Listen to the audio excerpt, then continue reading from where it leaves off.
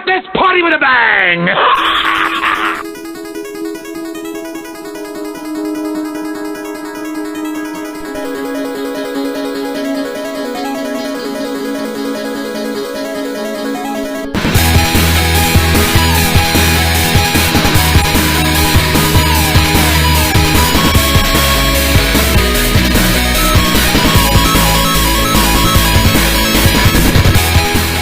Very difficult with no one in the room with you. You just stared at like. Are you recording into the boom mic?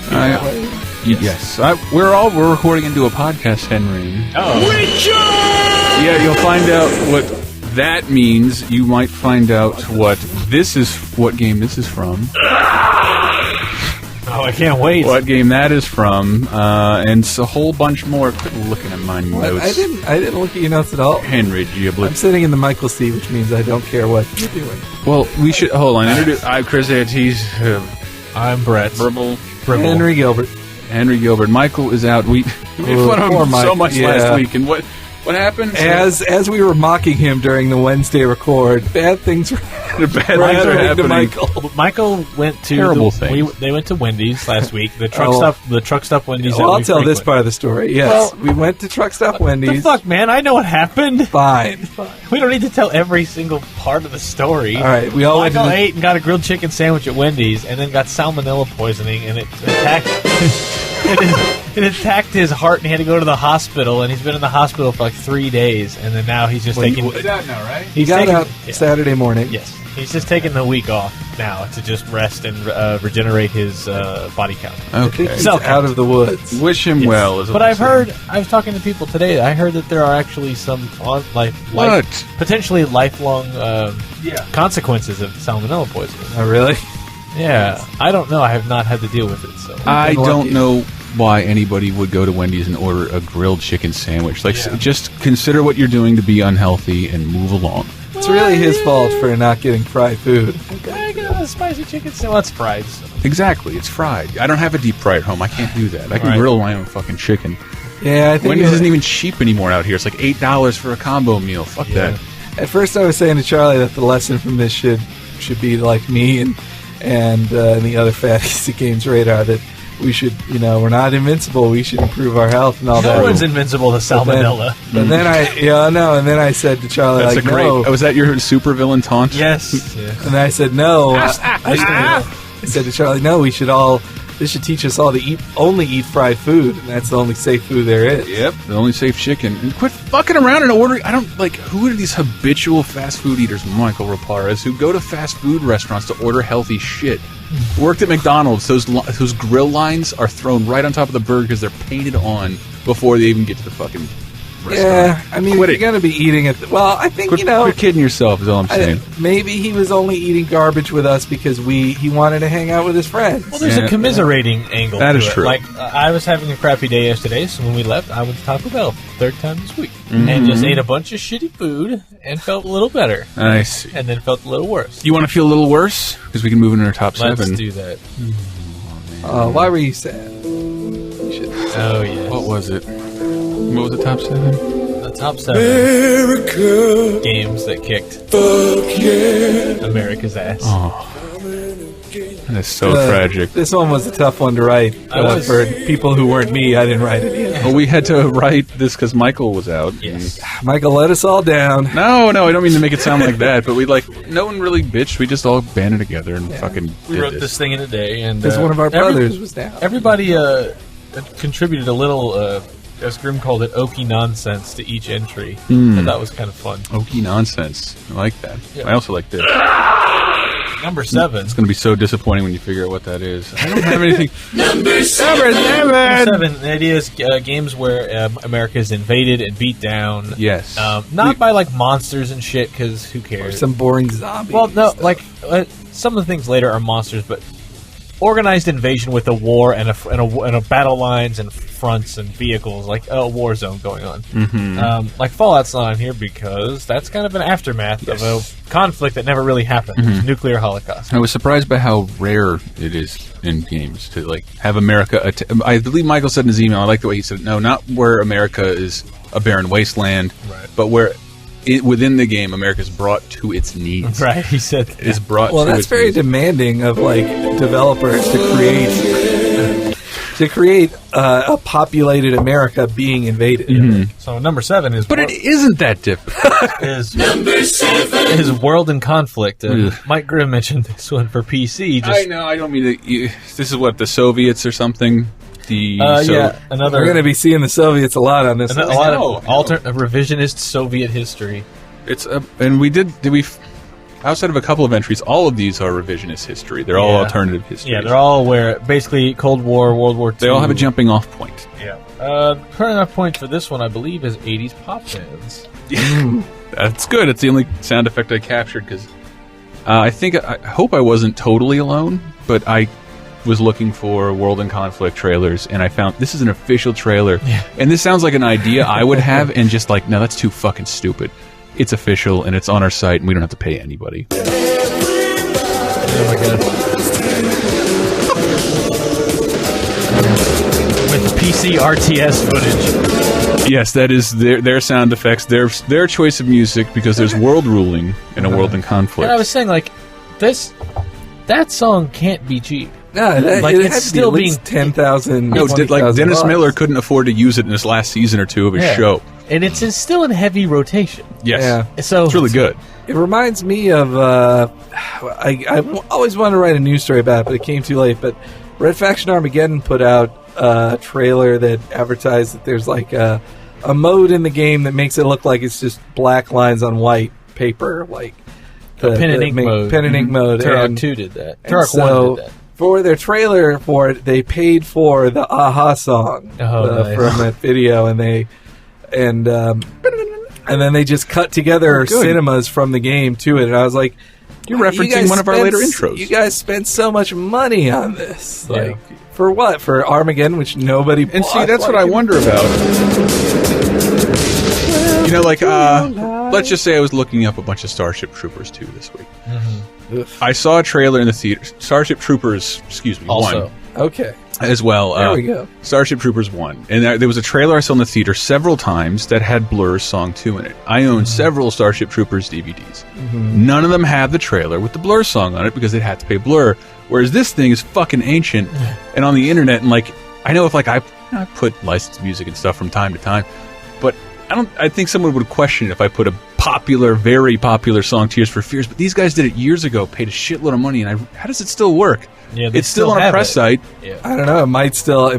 Maybe it doesn't work anymore. Maybe they should take it down, but there's no. Well, I didn't get it from an official press Who site. published World? Oh, I forgot. Why'd you have to ask me that? Yeah, basically, Soviet Damn it. Russia, instead of going tits up, just decides, let's invade America. Uh-oh. Fuck yeah. Nah, that's not the... In Soviet Russia, games invade you. Yeah, right. I was not confident in that joke. So, no one knows anything about that. So, clear up the board. Mike Grimm did. but He's gone. Basically, what happens is we come back and they tear up New York and we take it back.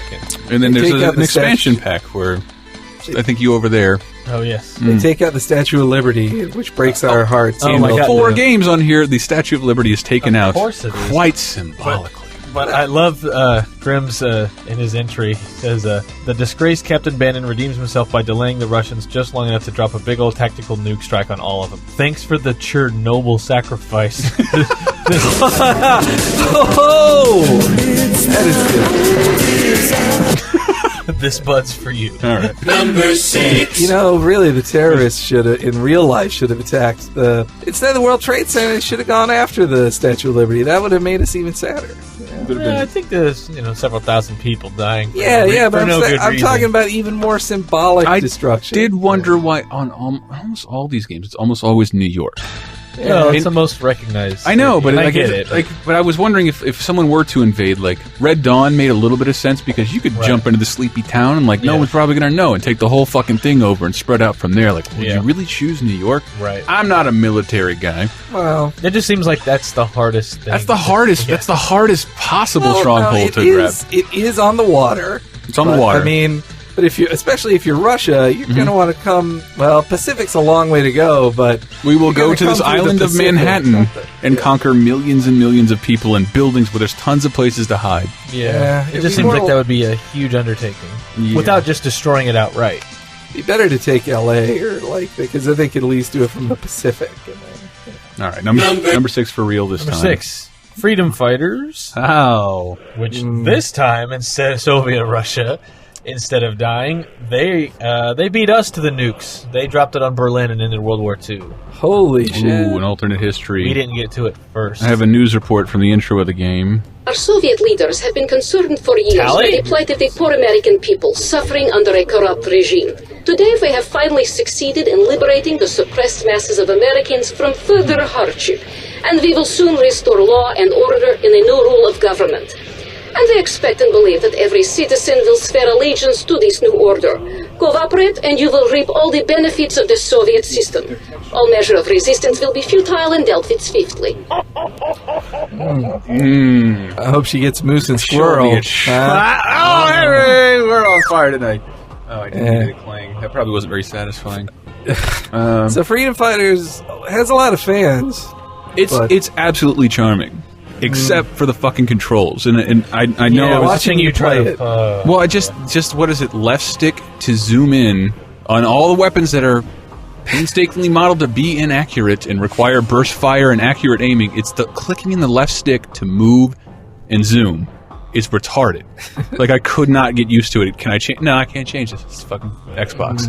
Can't change it. But it's a pretty game. It's one of the very few Xbox originals that comes 720p. Standard. That's pretty good. So some of the video we captured from it is like it's the most beautiful you'll probably ever see the game. Was that by the Hitman team or was it just regular items? It was not. I have a screen in the very beginning. You can see Hitman in the apartment the two characters go to work on. Yeah, he's hidden in the game. In the very beginning. Goodness. Good old Agent 47. Yeah, then we have to take New York back. But then the game ends with this, wait, we didn't get everybody. Really suggesting a sequel that never happened. This was one of those underdog games that I think critics were fighting for, and the public didn't really latch on to that well, right? Yep.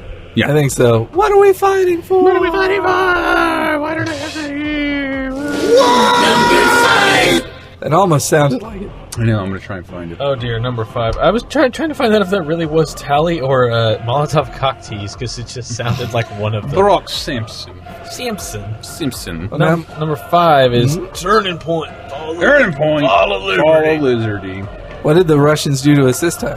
Nothing. This is Nazis, Henry. All right. The Nazis. This is an obscure I remember writing previews and being excited about this game. And it's just such a fucking great premise that's just wasted on I don't know. I don't mean to say bad things about the team. They did Legendary the Box, which are all hilariously kind of archaic FPSs. It's a good idea, though. It's a good idea, and there's certain things that work well, but it's this is buggy as shit. When I'm going back through the footage, I wanted to put it together, and this is not what a game this decade looks like anymore. It just doesn't look like this anymore. Wait, real quick. Talking about Legendary the Box reminds me of your preview for it, which was one of the first things I ever CMS'd on my own. No, it was so funny because you were really punchy in it, you didn't seem to give a fuck about reading it. Oh, and in it, one of the things I remember you wrote is and then what shows up? Bet you wouldn't expect it, but a fucking werewolf, guys! Yeah! That was when I covered the EIEIO conference in Austin, Texas, by myself. One day, 11 previews, all to be turned in the next day. Wow. It was one of the Mushroom Men games. I wrote a full 3-page preview in 10 minutes. And I just pass it to Michael, can you just take a look at this? What are you doing right now? Have you ever written anything before? Because he didn't know me that well. How do you guys do this? Do you all write about it? It was 14 games on so many different platforms. Gamecock. And then it was so fucking great. Austin was wonderful, and then Gamecock went under, unfortunately. Maybe not, unfortunately. The developers of Turning Point Fall of Liberty are rumored to be making, according to Wikipedia, the new Star Wars Battlefront game.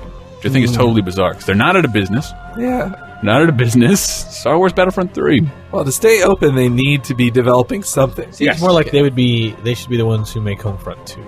Yes. Yes. Like, make another... Oh, let's not get ahead of ourselves. They closed... but we'll talk about that later. This is it definitely did, but this is what's the jumping off point here? Winston Churchill was in New York way back in the Dizzle day before he was a Lord Minister of Magic. Well, he had been Prime Minister and then lost, and then he was still a statesman. And then he came back in after Neville Chamberlain appeased the Nazis, which only fucked things up worse. They kept saying this in the like he was hit by a car, but like what if he died? And I just finally this last week looked up. Did he really get hit by? He did. He got hit by a car. Got hurt pretty bad. That's why he walked with a cane. Right. And if he hadn't have lived, this is what had happened. What I still think makes the premise of Turning Point more interesting is that the Nazi attack happens in 1953, because since Churchill isn't there to beat back the Nazis over in Europe, they finally get to us. So we don't join because Churchill isn't there. We don't join in. Do we not have a Pearl Harbor to get us going? Don't really know. I would figure FDR would still want to go after the Nazis. I mean, well, I think we were a little reluctant, right? We were still like butthurt over World War I. Well, from what I read about it, was that like just not eager to get involved? What you read about? Did you mean World War II? Yeah, in my college history class, he talked about how Archduke Ferdinand was decapitated. Yeah, no, that was World War I. And he released his hit single. Anyway, FDR, like, he wanted to join in, but America had become a very isolationist country. Right. Like, they didn't want to join in, and they didn't care about any Jews getting killed or gypsies. Like, that's not us. Who gives a fuck? Well, we had just spent several years fighting in a crappy trench warfare machine gun slaughterhouse. Yeah, I think it had been 20, 30 years. Were there more people lost in World War I than in II? I don't know. To be honest, America's losses in World War I were nothing. Oh, no, nothing. But I'm saying in World War I in general was like fucking tragic. Like generations disappeared from those European countries. If you look at countries. like the Battle of the Somme alone, like a million people, troops died of that. I cannot remember. I mean, because my understanding was it was the first war with machine guns and devastating weapons, but still fought like the Civil War. So people just walking up in the trenches. Oh my god! With like just getting malaria every 7 steps and. And we invented planes just in time to put guns on them. Yeah, I know. Walt Disney had to make a movie about it because we weren't quite ready for it yet. For World War I? 2. There's a movie. The rarely talked about 8th Disney movie. Victory Through Air Power. It's wonderful. All right, what are we on? Number 5? Oh, no, wait. We haven't even talked about the game. I'm sorry. Well, the game sucks. What is it? So the Nazis take over. What time does the game take place in that? 1953. So 53 they invade, they take over some stuff, and now we're beating them back. Apparently, like Hitler has conquered like Africa and the Middle East and all of Europe through a series of vague paragraphs described in the intro. It's just all happened, Hank. I don't know. I don't know. America's so big; it'd be hard to take over the whole thing. But so was Africa. And I guess if in theory he took over Africa, well.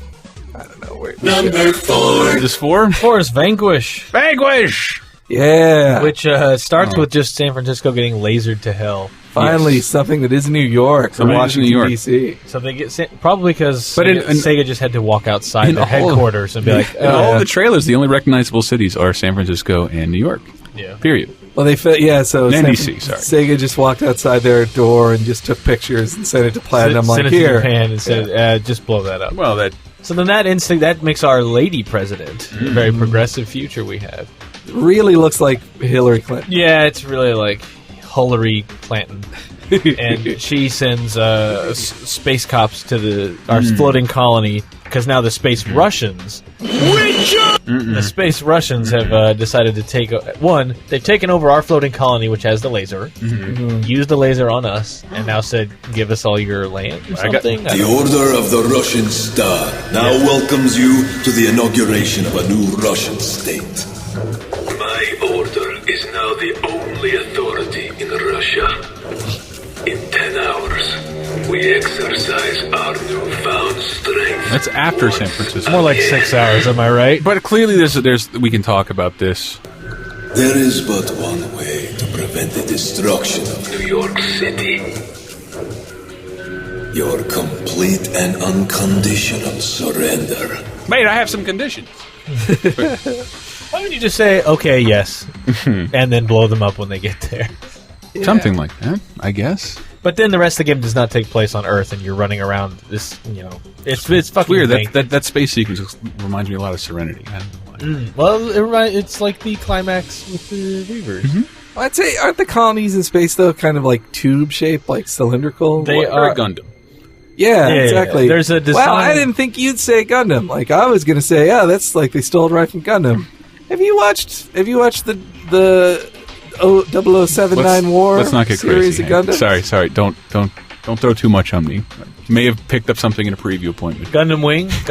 Stop No, it, guys. Gundam Stop Wing it. is the. You know what? Let me say it right now. It's a If you like Gundam Wing, you don't like Gundam. You like bullshit because that's what Gundam Wing. Well, that's is. how I first saw Gundam was Wing. No, that's how many people saw it. But Gundam Wing is like shitty Power Rangers Gundam. Real Gundam is hard. Well, Yes, how serious is it, Henry? mid-level sci-fi. I don't want to say hard sci-fi, but it's just whatever. Bold statement.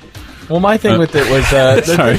well, when I saw Wing Trying. and I love this idea. What else is there? And I started going back to look at the other Gundams. I'm like, you know what I like about Wing? Aside, it's very melodramatic and very typical anime show with a bunch of exactly. endless waltz. I thought was kind of cool, but the thing that I liked about it was that there was only one Gundam per character, and they were very specific, like Death Scythe, Heavy Arms, Sandrock. All those things look really cool, but when you go back to the old ones, it's just Zaku. Just, Well, I know they're supposed to be like assembly line things, but it was just cool, like these ideas of mercenaries with Epion and all these things really designed for one person. the Gundam is of a singular design. Like a Gundam is the extra fancy mobile suit. Like there's regular mobile suits in Zaku's; those are the infantry. But the Gundam class mobile suits are much more specially designed. All right. Well, I'll just defer. I just thought, and then Gundam SR. That is the most I've ever spaced out. Like I'm so tired. I fell asleep with my eyes topic open. though, the type of thing that the Vanquish colonies, they're called. Back to Vanquish. Yeah, it's back to Vanquish. They're called O'Neill cylinders.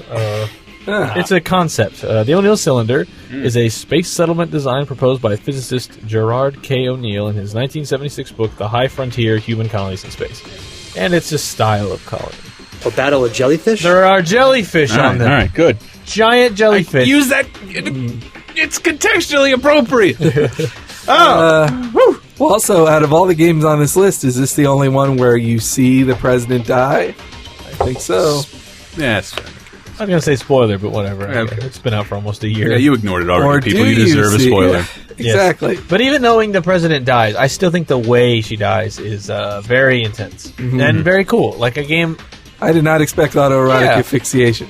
Yes. No one does. Or the number three. Number 3. I'm not making a Monty No Python. Monty Python I was jokes. sure you Her were old boss gonna would have go hated for that. it. I don't really like Monty Python. So number 3 is Bah Homefront. Bah Homefront. I have something from Homefront? I have something from Homefront. Home front. The torpedo The that intro of the sunk the game. Cheonan and took the lives of 46 South Korean sailors was fired by a North Korean submarine. Oh my god. Program continues to intensify and will surpass 1,000 missiles. Global leaders expressed concern over North Korea's latest atomic test. What? Can't believe that was in there. God, I love Kim Jong-il. Man, Yeah. Team America really was ahead of its time. I know, especially in terms of this fucking top 7. I was thinking that, like, sincerely most of the day Sunday, and Carolyn started smiling, laughing, then frowning, and then just like, you're still singing that? It's been I had to loop it to fit it in a minute 20 video because it's 50 seconds and like I keep singing it too and like I'm and like I'm not done and I have to sing the song again. the thing I love more than that is that what would you do? Freedom costs a $1.05. God, I don't know. I don't know how he sang that song without laughing his ass off every time. Just at the end, that freedom costs a buck. There's a hefty fucking fee. I like in the extended version of the regular America Fuck Yeah is where they're listing off all the great things about America. They're like, McDonald's, fuck yeah, porno, fuck yeah, slavery, fuck yeah. No, my favorite at the very end, he just goes, books. And like, yeah, you can credit that with America. That's fine. Well, I'll take that. We made books. So Homefront. Homefront is not Russia, but it's a... North Korea. It's like Russia. John Milius just rewrote the script for Red Dawn. He just scratched out Russia, North Korea. Which that wasn't part of a podcast that the remake of Red Dawn is now scratching out China to put in North Korea. Like literally reshooting the movie and CG. To sell it in China. So, yeah. Well, but to add CG to make it North Korea. It's just insane. It's such a weird fucking... That shows you how afraid we are of China. Yeah, exactly. But that movie, it's also weird movie-wise that Red Dawn movie's been done for like 2 or 3 years. Yeah. A Red Dawn remake. Who's the main character? Who's Patrick Swayze? Marika. I don't know. I don't think it has any real stars in it. Yeah, it might not, but it's a remake nobody wanted. It's showing again Saturday at the Castro Theater. Nobody wanted. It'll be the Duke Nukem Forever of releases once we finally see it. But so Homefront, Korea. So North Korea beats South Korea, then they just become Korea, and then that Korea invades us. Sure. And then this takes place in one small town fighting against our encampment. Right? Yeah, as someone who will never play Homefront. Yeah, I will never play that. Oh, Michael. Michael Raparez. Michael who reviewed it. Oh, do I miss you? My impression was it was trying to give you like, oh my god, they took our hometown. No. The home front. Wait, I wanted to say about Homefront though too. God, they were trying to pretend it was a big deal. Like they sold it as a AAA game, but then everybody else is like, it lasts 5 hours. Yeah. This isn't big. But it has multiplayer. Henry. Even though they're making Team Deathmatch, even though they're apparently planning on making a sequel, like the THQ closed the developer.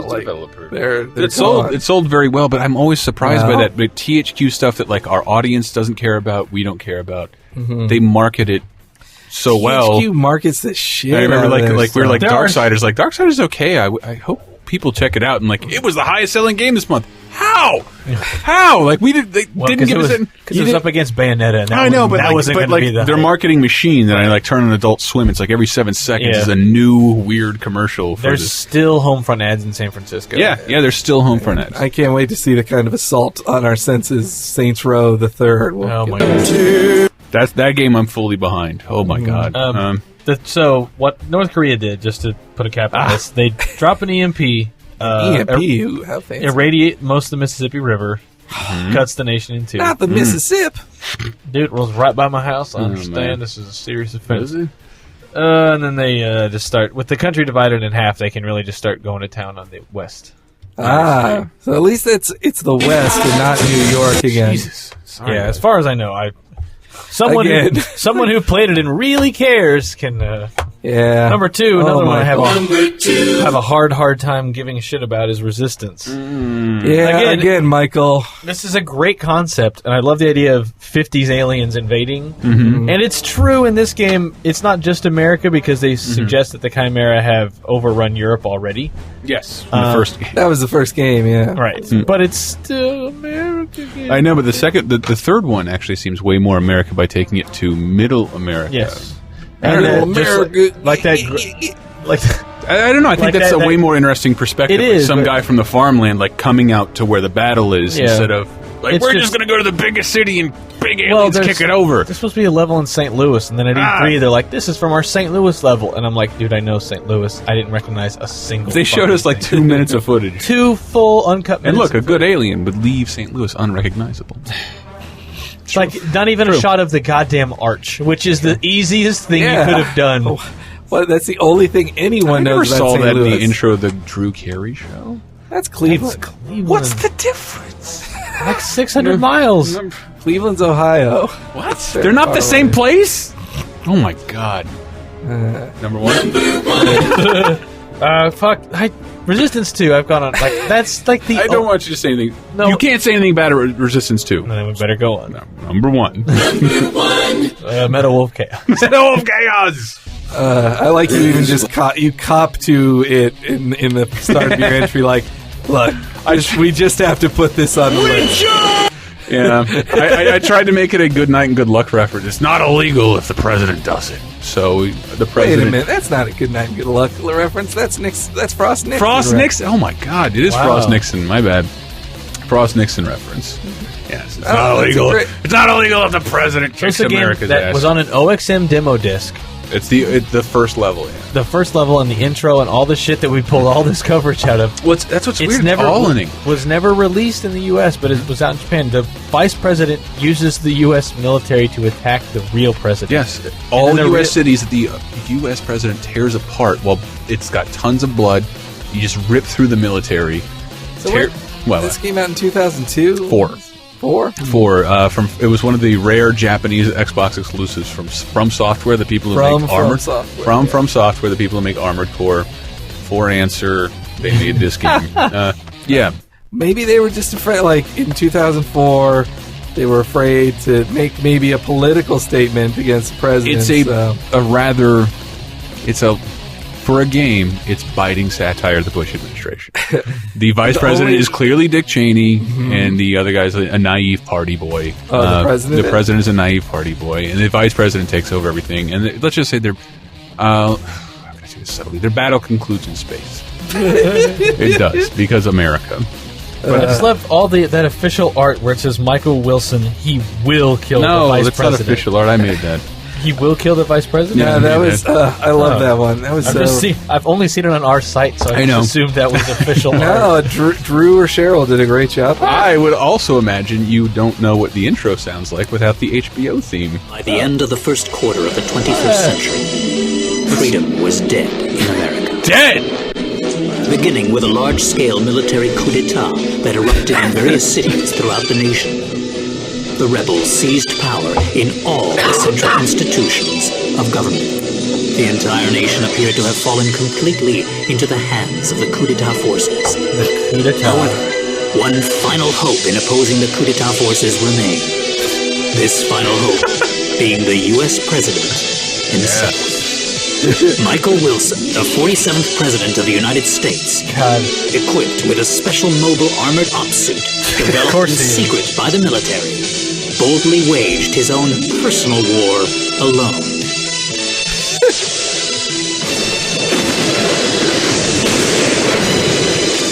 Okay, let's party! As he comes to the White House. As he comes flying out of an exploding White House. God, there's Air Force One is hidden under the monument pool, underneath the reflection pool underneath the Washington Monument. Tyler, the door's open, buddy. Someone's pawing at the door. Ladies and gentlemen, Tyler Nagata. Oh God. So the thing that gets me about that entry and that video you made, we're talking about Metal Wolf Chaos. Metal Wolf Chaos. Oh, which you vice president. Beautiful game. Which you made for the top 7 fictional presidents. Yes. Back in 2008. Also number 1. Yes, he was number 1 for that too. But while that was going on, that was a Halloween podcast that I started editing because you were trying. We both sat here for fucking ever, like past midnight, I think. I bootlegged the Xbox version to play on the old debugs that Microsoft gave us. And like one time it came in black and white, and then it didn't work for 3 more hours, and then everything worked fine, but Final Cut crashed.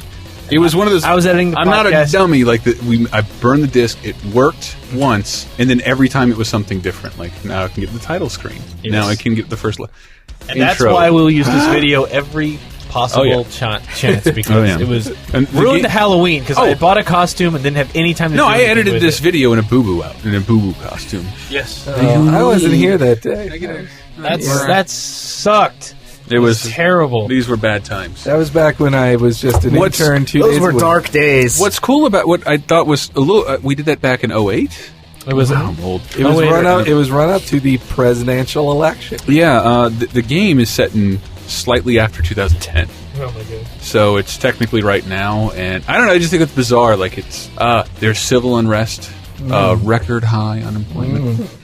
So I can see Obama driving a back. Hey, What's up, we Hank? should do the next time From Software is showing one of their bullshit Armored Core games we don't give a shit about. Ask them for Metal Wolf Chaos shit. Well, no, we should at least take the appointment, and then the only questions we ask are about Metal Wolf Chaos. Like Michael Wilson.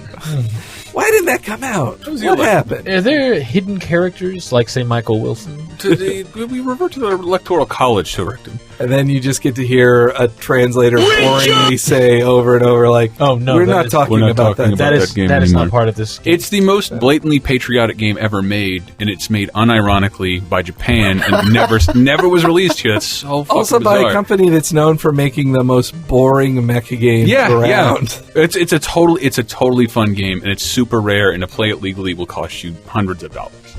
So steal it. So steal it. We should. Hi, Tyler Nagata. How are you? I'm good. What are you working on, sweetie? And so that's the top 7. That is the top 7. You got here for number 1. Nice. So when we get back, we're going to figure out what the mystery game sound effect is. We got game deals. What was that sound effect? Ooh. Well, you want to hear it again? Hold on. Get that out of there forever.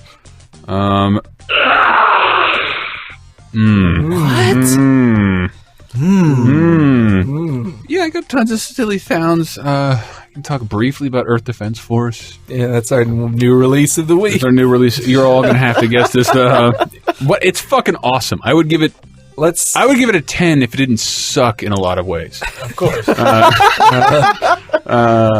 feel that way about so many games. I know. I'm behind it in every way, but I can't wait. And I haven't written a review, haven't even started. Just, is it better than Halo Reach? Yes. Put it on the box. It's better than Halo Reach. The single player, anyway. Yes. It's awesome. Well, let's go to break with a song. Oh, I should say that.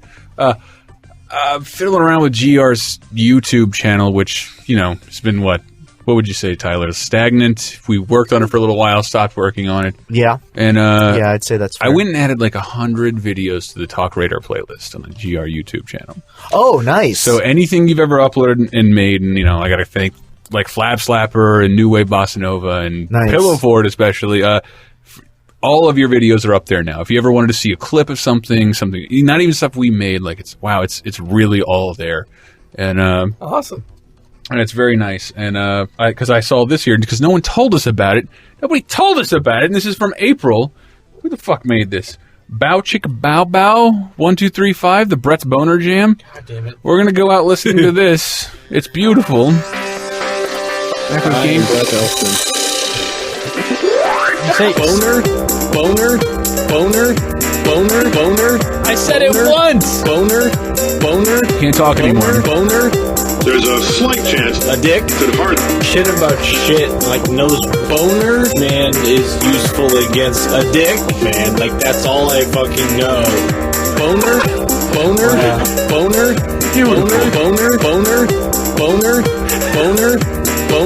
And it's like a dick, boner. It functions exactly as a combo. Boner. Balls in your mouth. And dong in your ear. I get a feature credit. Really feels like I'm being fucked with. A dick. Just saying. Boner. They noticed my mom still had a boner from like the 50s. Boner. It functions exactly as a dick breaker. But I also love Boner, Combat 1, 2, and 3. My co claimed responsibility for this. Boner? I didn't want to monopolize this. Boner? Willing to pay more than they did for their better Boner?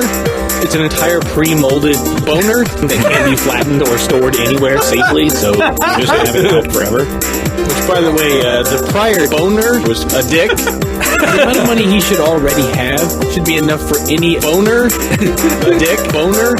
More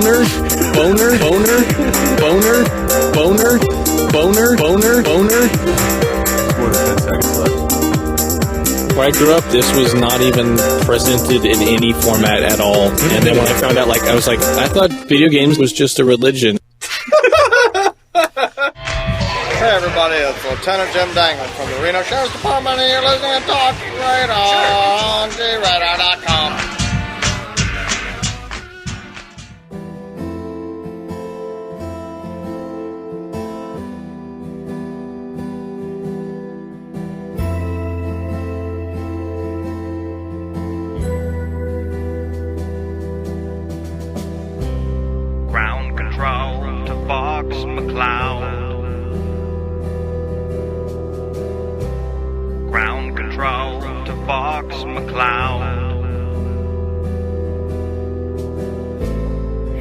your dad is dead, but probably he'd be proud.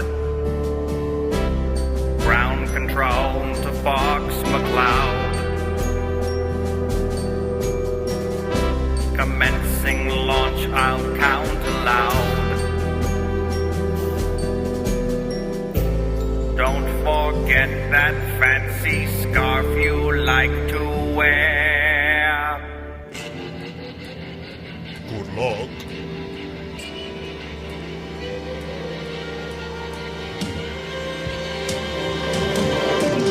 This is Peppy Head of Fox McCloud. Now do a barrel roll. I know. Try a somersault and use the boots to get through. I know. Your dead father used to help me like that too. Do we have to talk about Dad every frickin' day? Falco to McCloud, come in McCloud. Oh boy. You're such a waste of space. Yeah, till you're in trouble. I can't shake this guy no matter what I do. Gee, I guess I should be thankful. Well, you. No, Falco. You. This is Slippy Toes of Fox McCloud. A bogey's on my tail. Oh, big surprise. Get this guy off me, please, please. Come on, I'm dying. You're an R-Wing engineer who sucks at flying? Hey! He's right, though, Slippy. You suck balls. This is Fox McCloud, the Star Fox team. Hey, Falco, you're a douche. And please, Peppy, for the love of God, retire.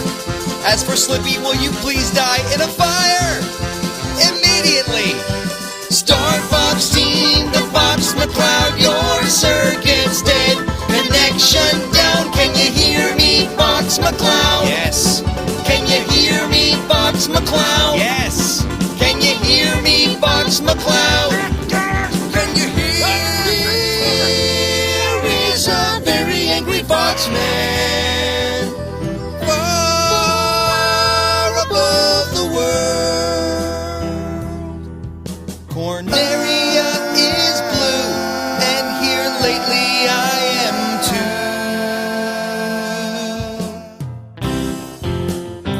Star Fox. Star Fox.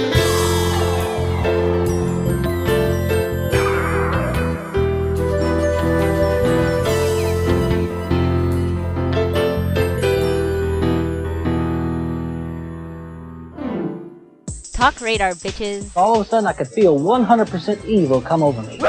I'm going to GamesRadar.com, the official website of the internet. Can you dig it?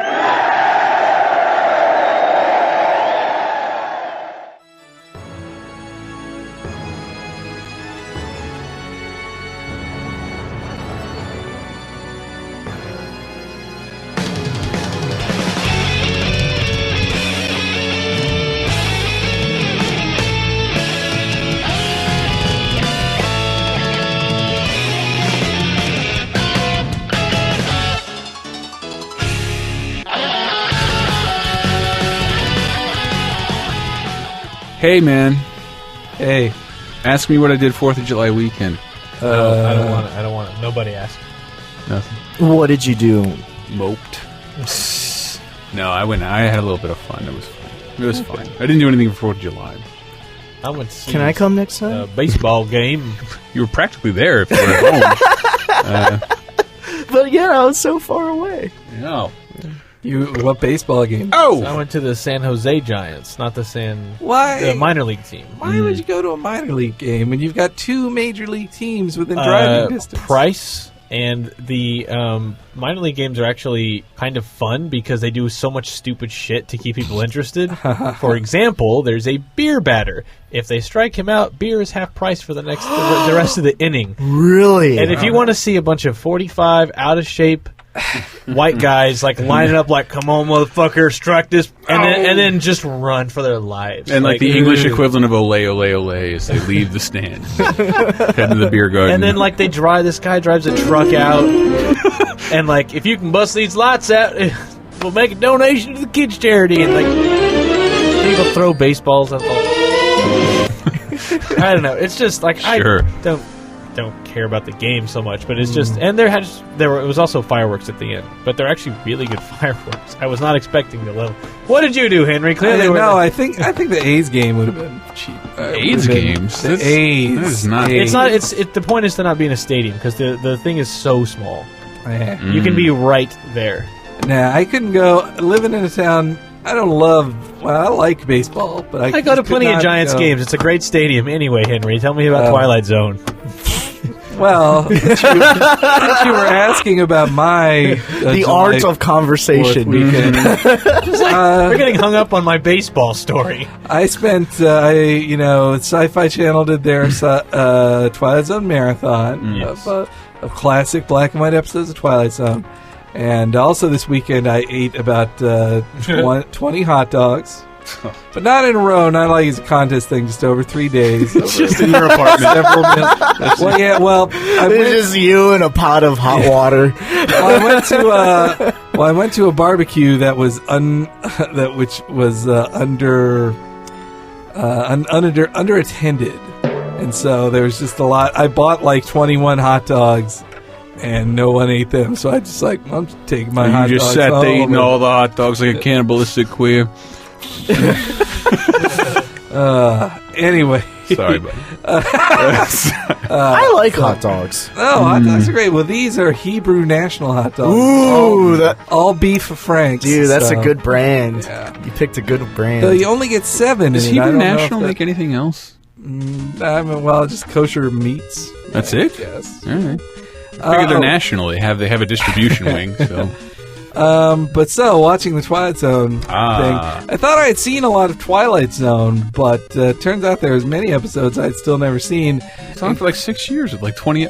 No, it was on all the time. And I did watch a lot of episodes, and I actually bought a VHS, double VHS set that had the 10 best episodes on it, In the Eye of the Beholder and all the one Simpsons reference. Yeah, no, well, that's the funny thing. Here I was watching the Twilight Zone. This was an episode I'd never seen before where, some guy's daughter disappears and they just can't find her and they only hear her voice. And then, they're trying to find her and it turns out she goes through a portal in a wall. I was like, man, this is kind of like that Simpsons Halloween special where Homer went into the third dimension. And then, 5 minutes later, a guy draws on the wall the exact same thing Professor Frink draws on the wall in that episode. I'm like, oh, this is the exact episode they're parodying. Yes. I didn't even know. It's just funny that even 20 years later, I could still be surprised by a Simpsons reference that I thought I understood. You're now stepping into Hank's corner. Also this weekend, I watched some Next Generation because it's on Netflix. I'm glad you brought that up. I might give you your box set You back really now. need to give me the one back because it's free. Is it okay if it's a little dog-eared? I lost a couple of the discs. No.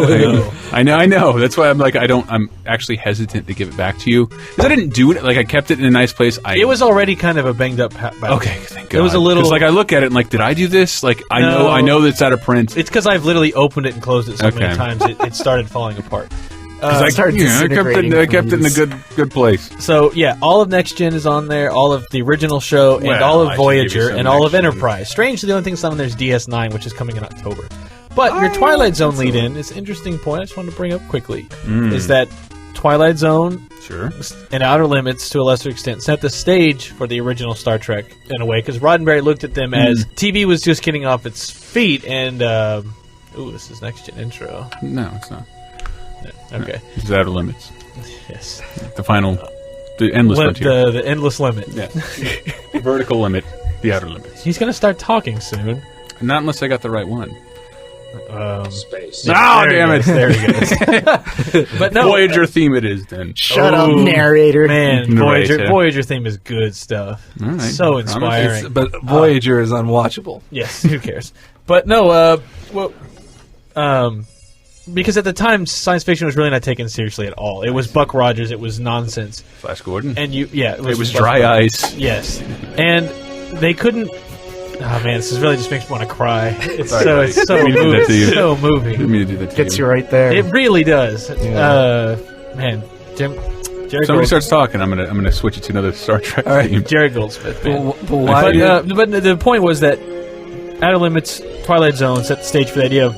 We want to tell these stories. We want to make commentary about the world, and it's the 50s, it's the 60s, it's the most tumultuous time. People are starting to care about the world around them, and what color their skin is. It's just and women voting. I think that I thought that was nice. People are thinking, but they didn't have a way because no network would bank on that at all. They're like, no, you can't put that in people's homes. That's too challenging. You need to be dumb. So they're like, science fiction's dumb. Okay, you can make a science show. So they would use Twilight Zone, Outer Limits, and then years later, Star Trek, to tell stories about their lives and what and teach people lessons. And it was. You're right. And it worked because it didn't hit people for 10 more years when Star Trek was off the air. And it all blew up when the show had been canceled for years. I love an anthology series like Twilight Zone or Amazing Stories, if we can remember back that far. Yeah. But it's because it takes place in its own continuity, and every episode is a new little movie, a new little parable. But Star Trek got to do that because they always visited a different planet with a very specific problem. But on an anthology show, it was also like it gave actors a chance to be a star, and writers. And writers. But actors who would be like the goofy neighbor at best, or like guest starring as some dumbass on Bewitched. Like they got to actually be dramatic. And I'm just moving to this theme. I'm sorry. You go through. You should go to DS9 theme, man. I did. This is the DS9 theme. All right. I can see his computer. But that's why I laughed. But anyway. But no, that's the only connection I wanted to make, is that like that's what Star Trek was. Like that's how important it was. And Next Gen carried that torch, but as Paramount needed money and the writers needed something else to do because Next Gen actually got too successful for its own good. And Jesus Christ. Is too much? Do I need to move to another theme? I can't talk about Star Trek listening to Jurassic Park. all right, I'm sorry. It's a sensory overload. However, 1993, when that movie came out, was... Perfect. Let's go back in time. Okay. That summer was the end of the Star Trek 6th season, going into its final 7th season. I see. I should stop, because I'll find a connection for every topic. So I turned it on, and I thought, I'll just watch the episode, because I definitely watched Next Generation, but I didn't watch it religiously. Like, I think I've probably seen 20% of the episodes. Oh, man. But then when I turned it on, like, I wanted to watch what I remembered being one of my favorites. This is so gloriously inappropriate. I remembered wanting to watch one of my favorite episodes that wasn't a particularly important episode to the history, like, which was Starship Mine, which I didn't know the name of. But sixth season episode.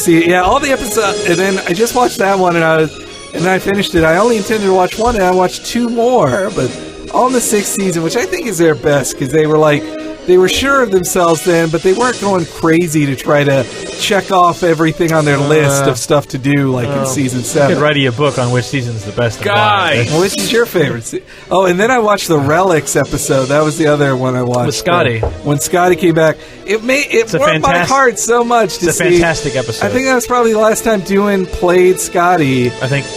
He was Scotty in Star Trek Generations. Oh, that was all right. But chronologically, it's the final time you see Scotty. Yes. And it was just so touching, like, to see Scotty hanging out Here's how burning my blood Next Gen is.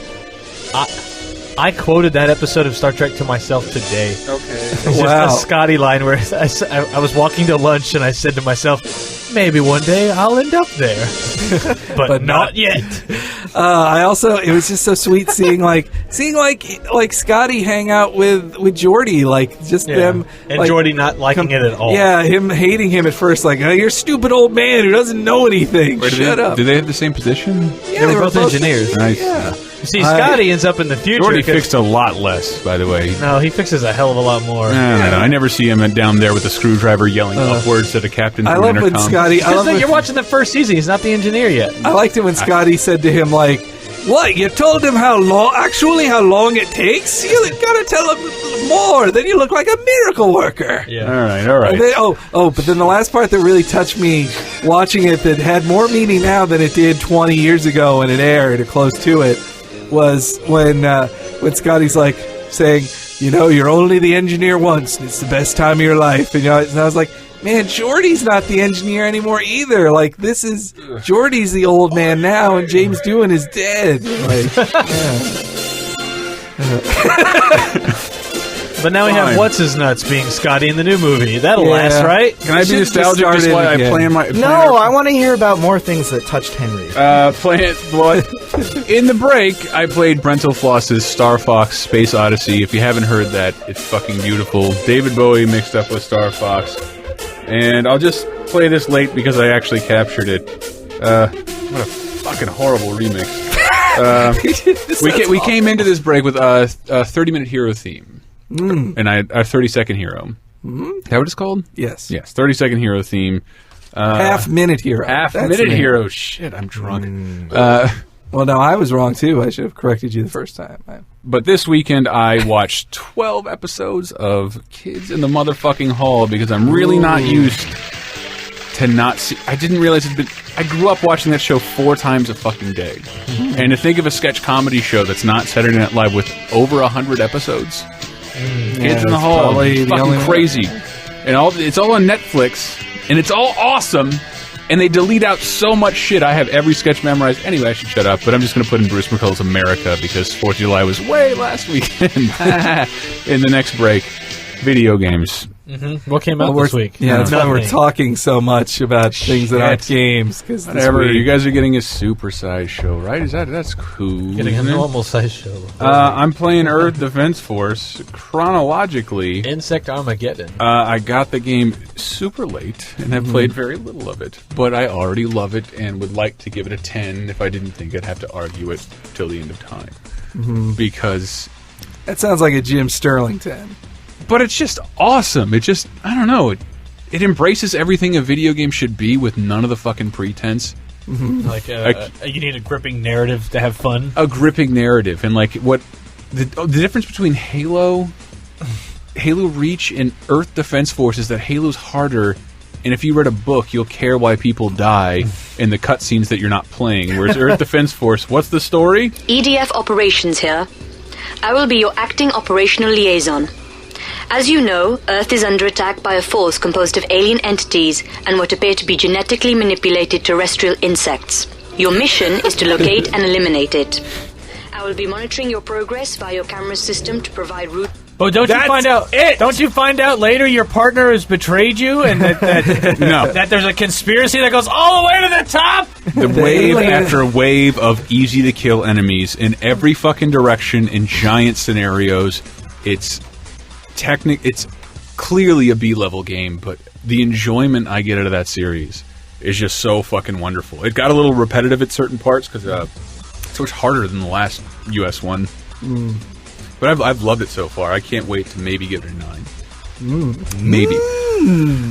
Maybe. It's averaging a 75 at the moment. Oh, fuck that. No one knows what I'm talking about. It must have felt good to play a game at the office, too. Yeah, it's been a while since I've been able to play a game at the office for more than like 30 minutes or however long it takes to get these sound effects. Ravagers are no match for the EDF. I think an American team took over some of the dialogue for D3. Oh man, and it just knows what it is. And it's like I was looking around for like something to activate and couldn't find it because the game's kind of designed horribly. And the guy just goes, "Come on, Alpha! I want a new gun. Hurry and level up." Like, this is beautiful. This game knows everything about what it is, and now you can level up and upgrade like just out the ass. Like the jetpack character is amazing. It's strange that it's 3-player co-op. Yeah. I don't know why exactly that is. It doesn't. I guess they don't want any fourth wheel. What happens when you fall down and you get revived? Full health. It doesn't even fucking pretend that like. Well, you're clearly on your last. No, just full. Your bar goes to 300. To 300. It's just the perfect game. Like it doesn't. Just nothing. Just pick it up and play. Pick it up and play, and it's it's releasing at $39.99. Surely there must be Kinect or Move controls if it's going to be that fun. No, it's Japanese. They don't care about that shit. Unless they're paid to. Yes. They don't care about that shit at all. It's but yeah, that's my recommendation. That's my pick of the week. Well, Yay! I'd say they picked a good week to come out because there's nothing. There's nothing else coming out. There's nothing else this week. Like even on XBLA, it's just Galaga shit. Legions DX, which I didn't play the first Galaga Legions. I didn't like the first Galaga Legions because it's not okay. It was supposed to be like the Pac-Man Championship Edition awesome. of Galaga, but like. But I didn't like it as much as DX at all. No, that's the thing. Like Pac-Man Championship Edition, like they play off Pac-Man, but at its root, it's still Pac-Man. But like this isn't Galaga. Galaga it gets too Geometry Warsy, and Galaga's not that. Like, it was waiting for waves of stuff. It was like a twin stick shooter. It was placing satellites to shoot at stuff. Like, that's not Galaga. Yeah, but didn't they add that in a game like way before Legions? Like, No, I do think it was probably from Galaga? another, like, slightly newer Galaga. Yes, I do think it is fun. Yes! Success, because Super Street Fighter Arcade something is out. That's out on PC this week. It's been out in PC? It's been out. All right. Well, then I'm done. How about that? Okay. How about that? It's time to go down to what I'm calling in our a new segment, Sound Effects City. SFXC? Why did that take so long to come up with a name for it? It's like practically all we do, and I was kidding. Brad, what did we play this weekend, Henry? You and I, what do we share in common? What do we play this week? What do we finish this weekend? I know what you guys played this weekend. What was it? The Damned. Something you may be writing a review for this weekend. eh? Oh. What? Oh, Donkey Kong 94. Kong 94, the king of all games as far as I'm concerned. And I remember you said that the Super Game Boy had... He says he's pointing at Brett. I'm pointing at Brett. That they upgraded the sound. If you plugged it into a Super Game Boy, yes. Yeah, and I went and looked at... There's a couple of games that share these differences. Not a lot, but... Yeah, there weren't a whole great deal. Super Game Boy launched in 94, and what it was a giant Super Nintendo cartridge you put into your Super Nintendo. Then you put a Game Boy into it. And certain games... One, it let you play Game Boy games on a TV, which was nice because the Game Boy screen was terrible. Well, 2, it gave 4 colors, so now they had some color at all. They seem to be able... If a game was optimized, if a game was optimized, you could have up to 256 colors on one screen at a time. That like a couple games, like I think the Killer Instinct game, you could use a SNES controller. You could play them all with the Super Nintendo controller. Oh, like added extra buttons, maybe? Yeah, added extra buttons or some shit. And new sound effects. I mean, Donkey Kong added like a custom border. What? Yeah, the custom border. Well, they added a custom border. I consider that like. Man, I missed out on that. It was a cool thing. The Summer '94. But this is what you mentioned, Pauline. Yes. This is the original Game Boy version. It's very Game Boy. I love what you said about this version is that they did so much with so little technologically. They only had so many parts to play. So many parts, and this game is so beautiful. That was Donkey Kong running in, by the way. Yes, that's a very breaking opening all level. The girders.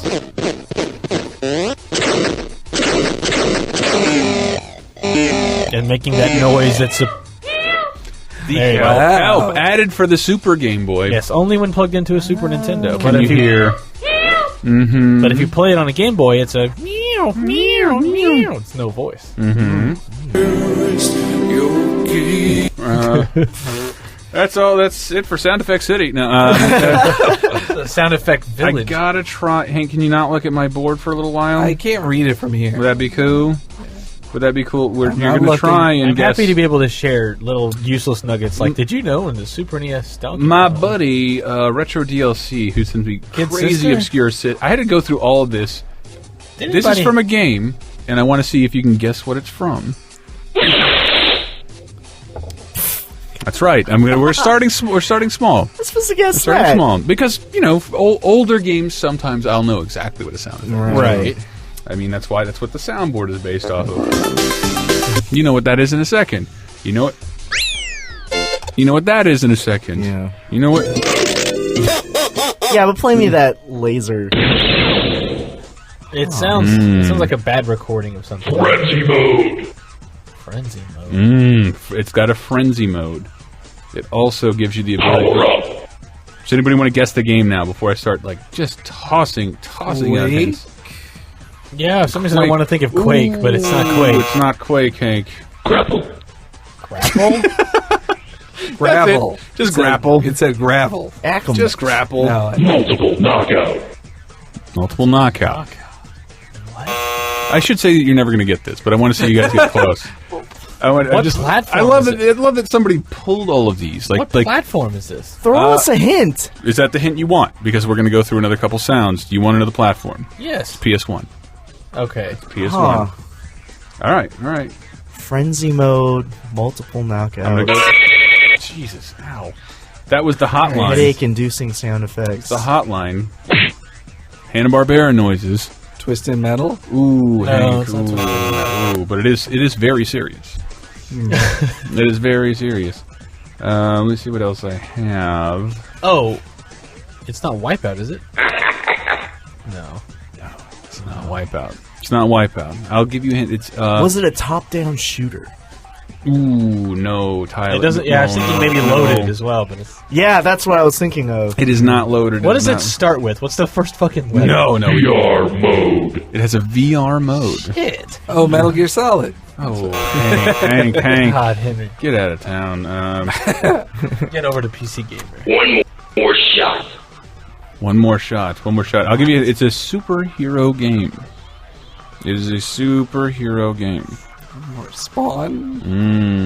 Is it Batman and Robin? Batman Forever.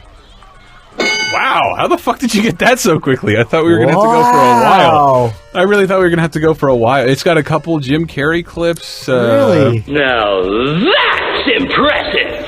That is a sound effect that I would imagine plays way too much when you're actually playing the game. But like just list, Retro DLC gave me the raw file with all the sound effects, and it's fucking.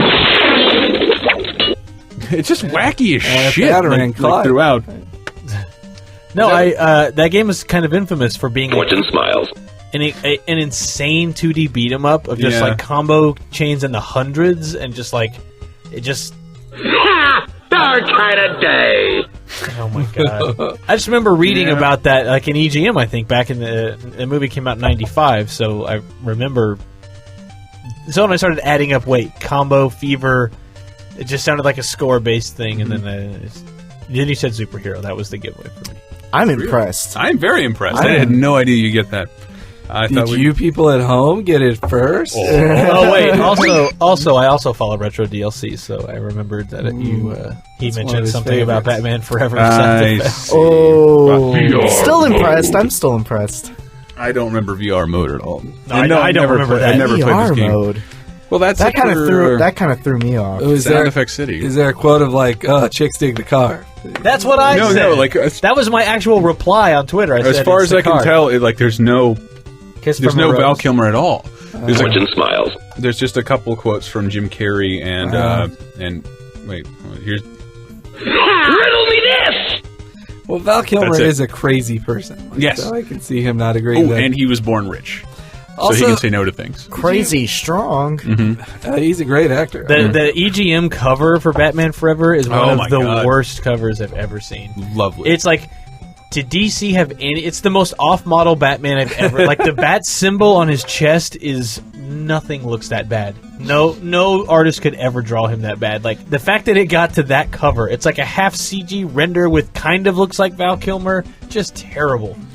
Though I think Val Kilmer is a better Batman than Michael Keaton. Yes. Even. No. I thought he was a better Bruce Wayne. Yes. Wow, what a great distinction. I think he's a better Bruce Wayne. Like, he had the suave confidence of... Whereas Michael Keaton was a neurotic Michael Keaton. Yeah, Michael Keaton looked like me, but balder as Batman.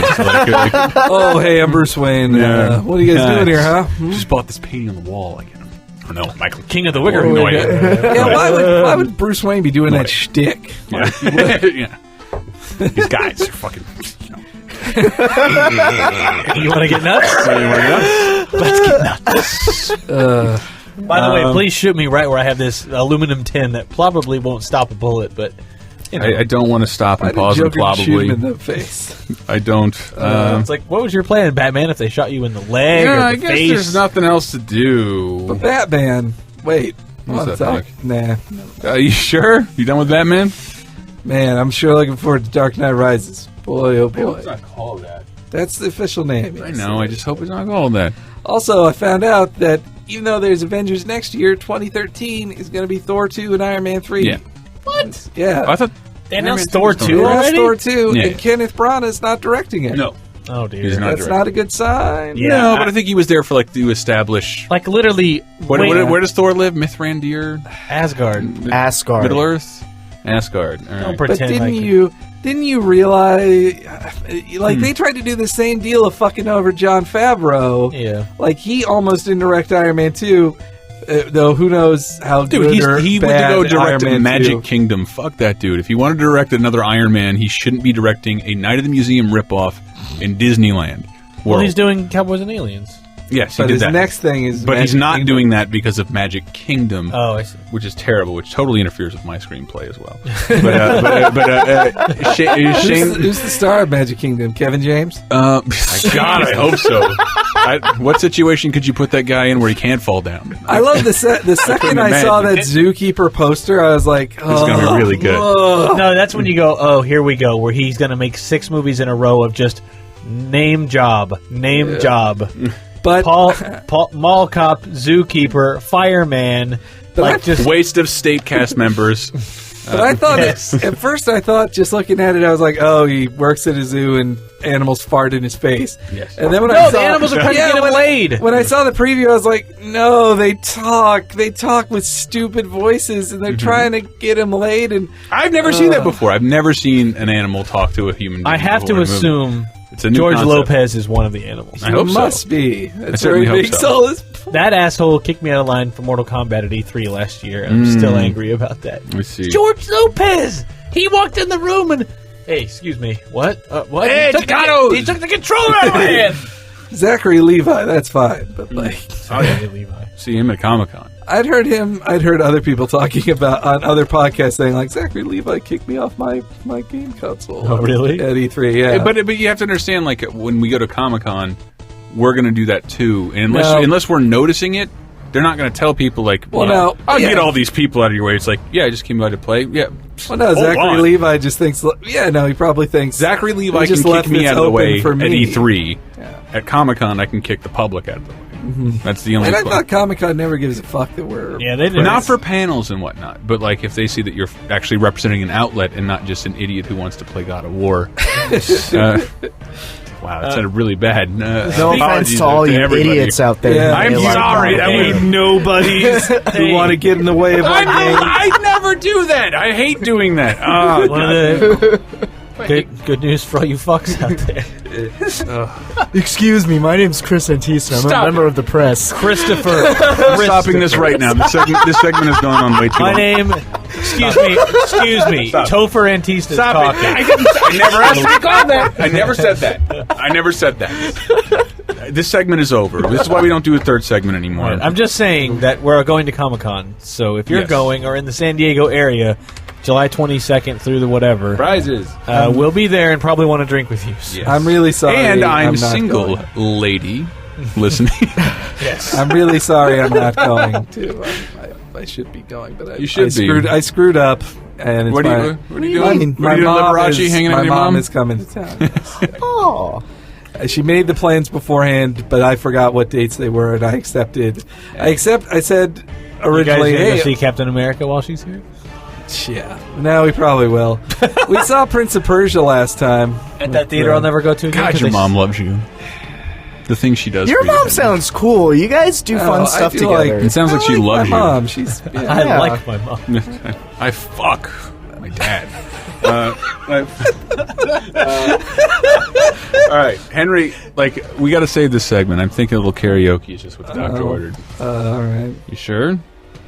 You handle this? Let me see if you can tell what this is. It's a disco remix of one of you and I's favorite songs.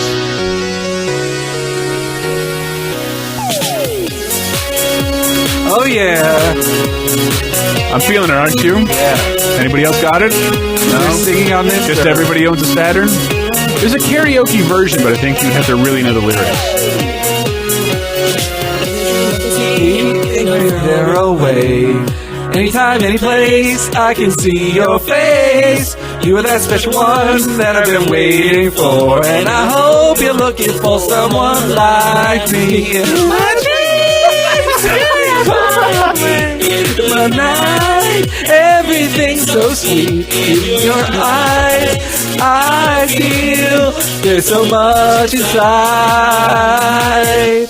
In the night, dreams delight. I want to see you standing there. Okay, sorry. It's the Kid Fucker's Hoagie. Sorry, this is OC Remix's latest album. It's all fucking nights. forgot Nights. Lucid Dreaming, and we're gonna take us out and come back into another break with more of this awesome Night's music. God damn it, I love it so much. Like, this is such a great album. It's I all love when free. OC Remix does theme albums. They do Really cool. theme albums, and they just include fan art, like in the torrent, in the zip file, like just beautiful art that people have made of these.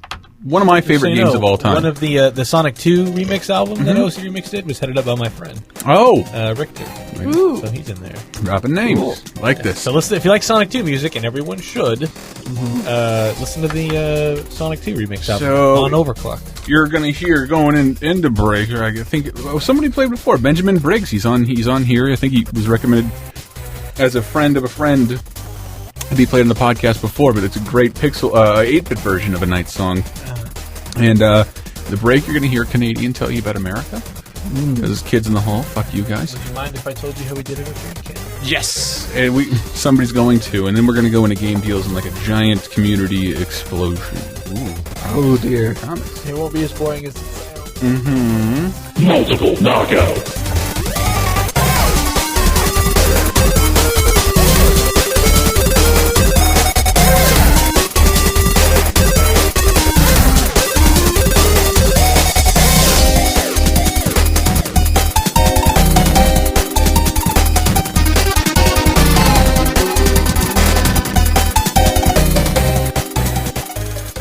This is Kevin Murphy from Riff Treks, and you're listening to TalkRadar.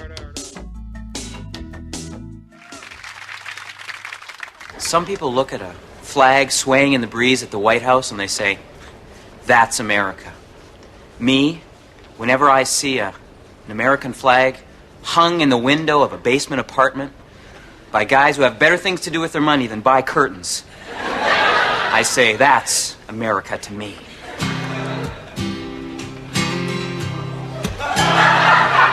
In America, there are 51 states, or maybe it's 80 by now. Does England count? I'm not quite sure. The one thing I am sure of, though, is if I'm standing in a warehouse beside a time clock and a guy is punching in for his best friend who is too hungover to get out of bed, I'm standing in America. The makeover capital of the world. The place where every young man has to answer in his heart the question, what do you love more, your girlfriend or your car? And where that young man can buy a beat-up car for $300 and has to spend $1,000 to insure it. Where else can even a paperboy option the film rights to a book? A woman on an assembly line works out her overtime in her head to infinity. And at the exact same moment, her husband gets into a car accident because he's looking at a girl in a tube top. In America, where spelling doesn't count, people's pets do. Where else can a guy get a job riding a whale at Marineland? But in America. In America, a guy's girlfriend breaks up with him over the phone. So he gets a gun and kills the principal. Everyone is sad until they get the day off. Next week, another guy, another gal, another we can still be friends phone call. Uh-oh, the assistant principal gets it. And everyone's sad because they don't get the day off. Because he's just the assistant principal. America, a land of opportunity. Yes, that great lumbering beast that journeys tirelessly, stops only to eat a clubhouse sandwich, pick its teeth with a matchbook cover, and fall asleep with the TV on. Again, America, a place for Americans.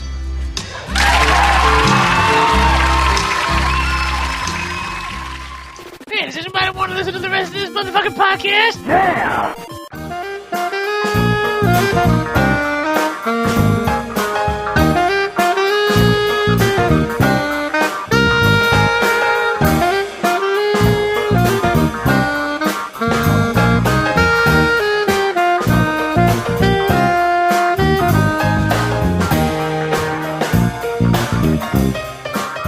Extenuating circumstances. Yes, the top 7 seems so long ago because we all just got the exclusive world premiere movie.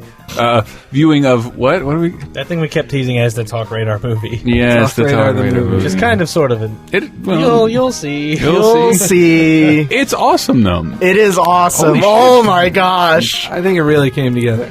Yeah. What's today's date? It's July 6th. It might be Dead Island theme. I'm not saying it is, but it is. Wait. What? Sorry. I don't mean to say that. That might be why we were in zombie makeup.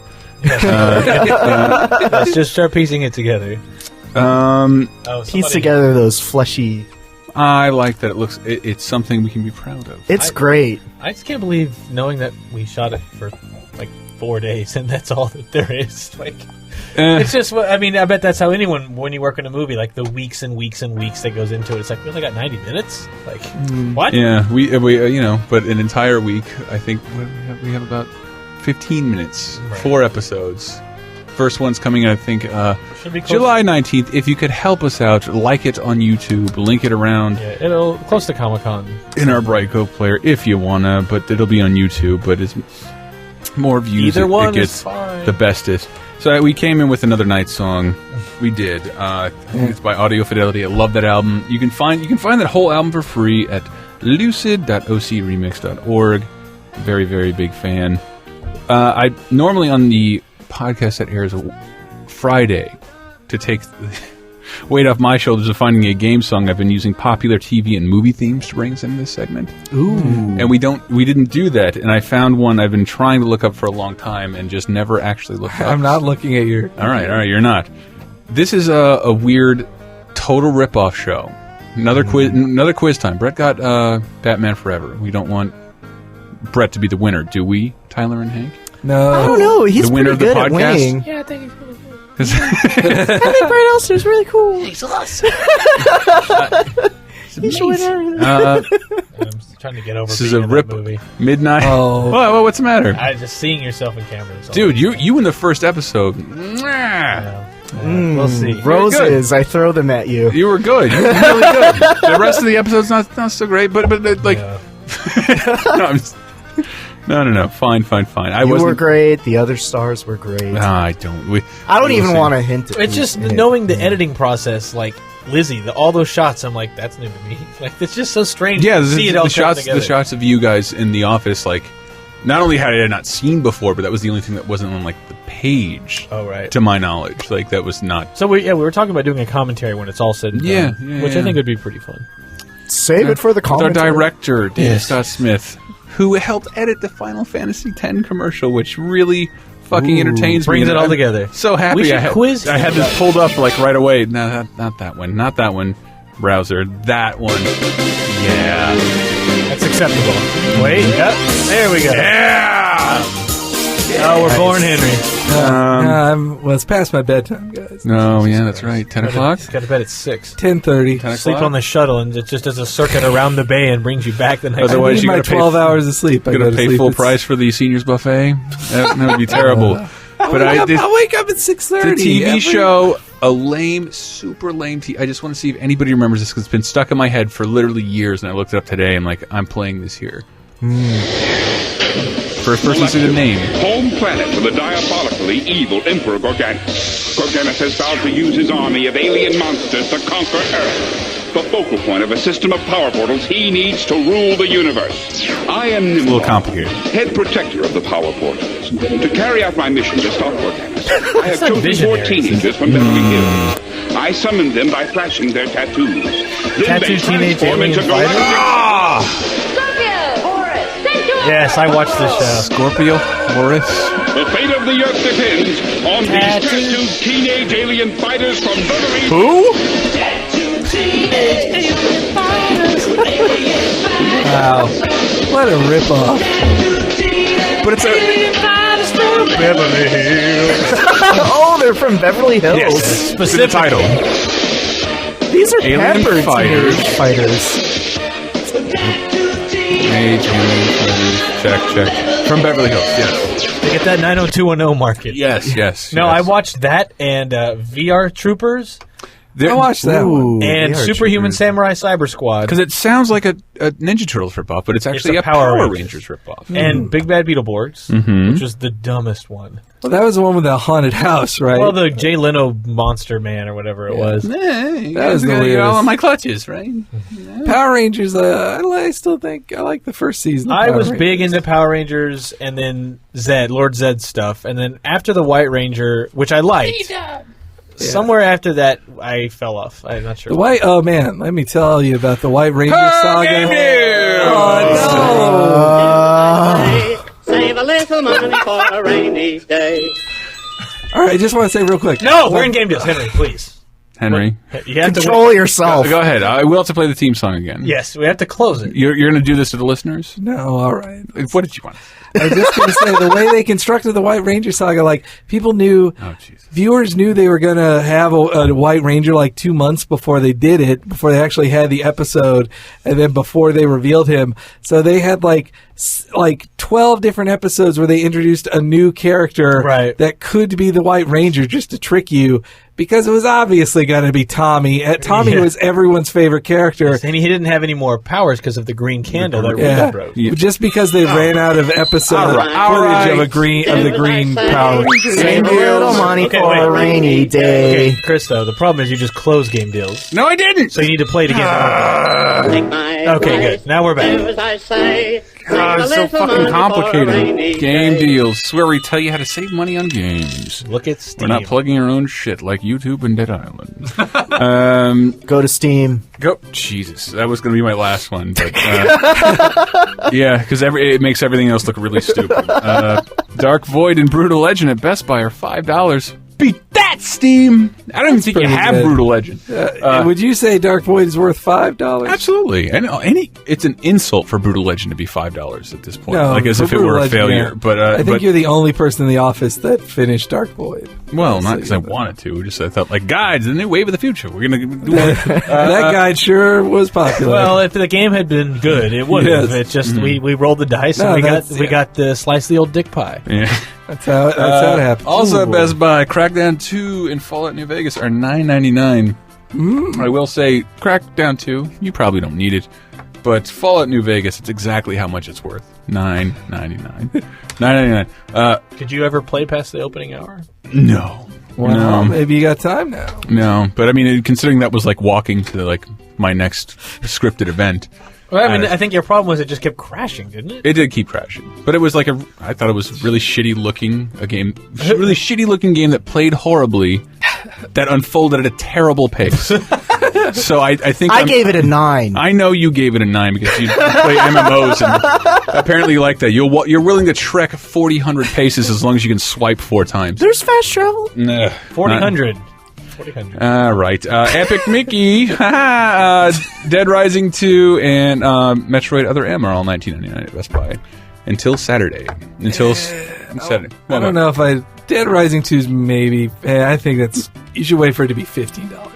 I think $20 if you like Dead Rising. Exactly. Well, no, just get the case, the Frank. Okay. Off the record. Yes. Coming out this August or something. But get a job and get all the Dead Risings. Yeah.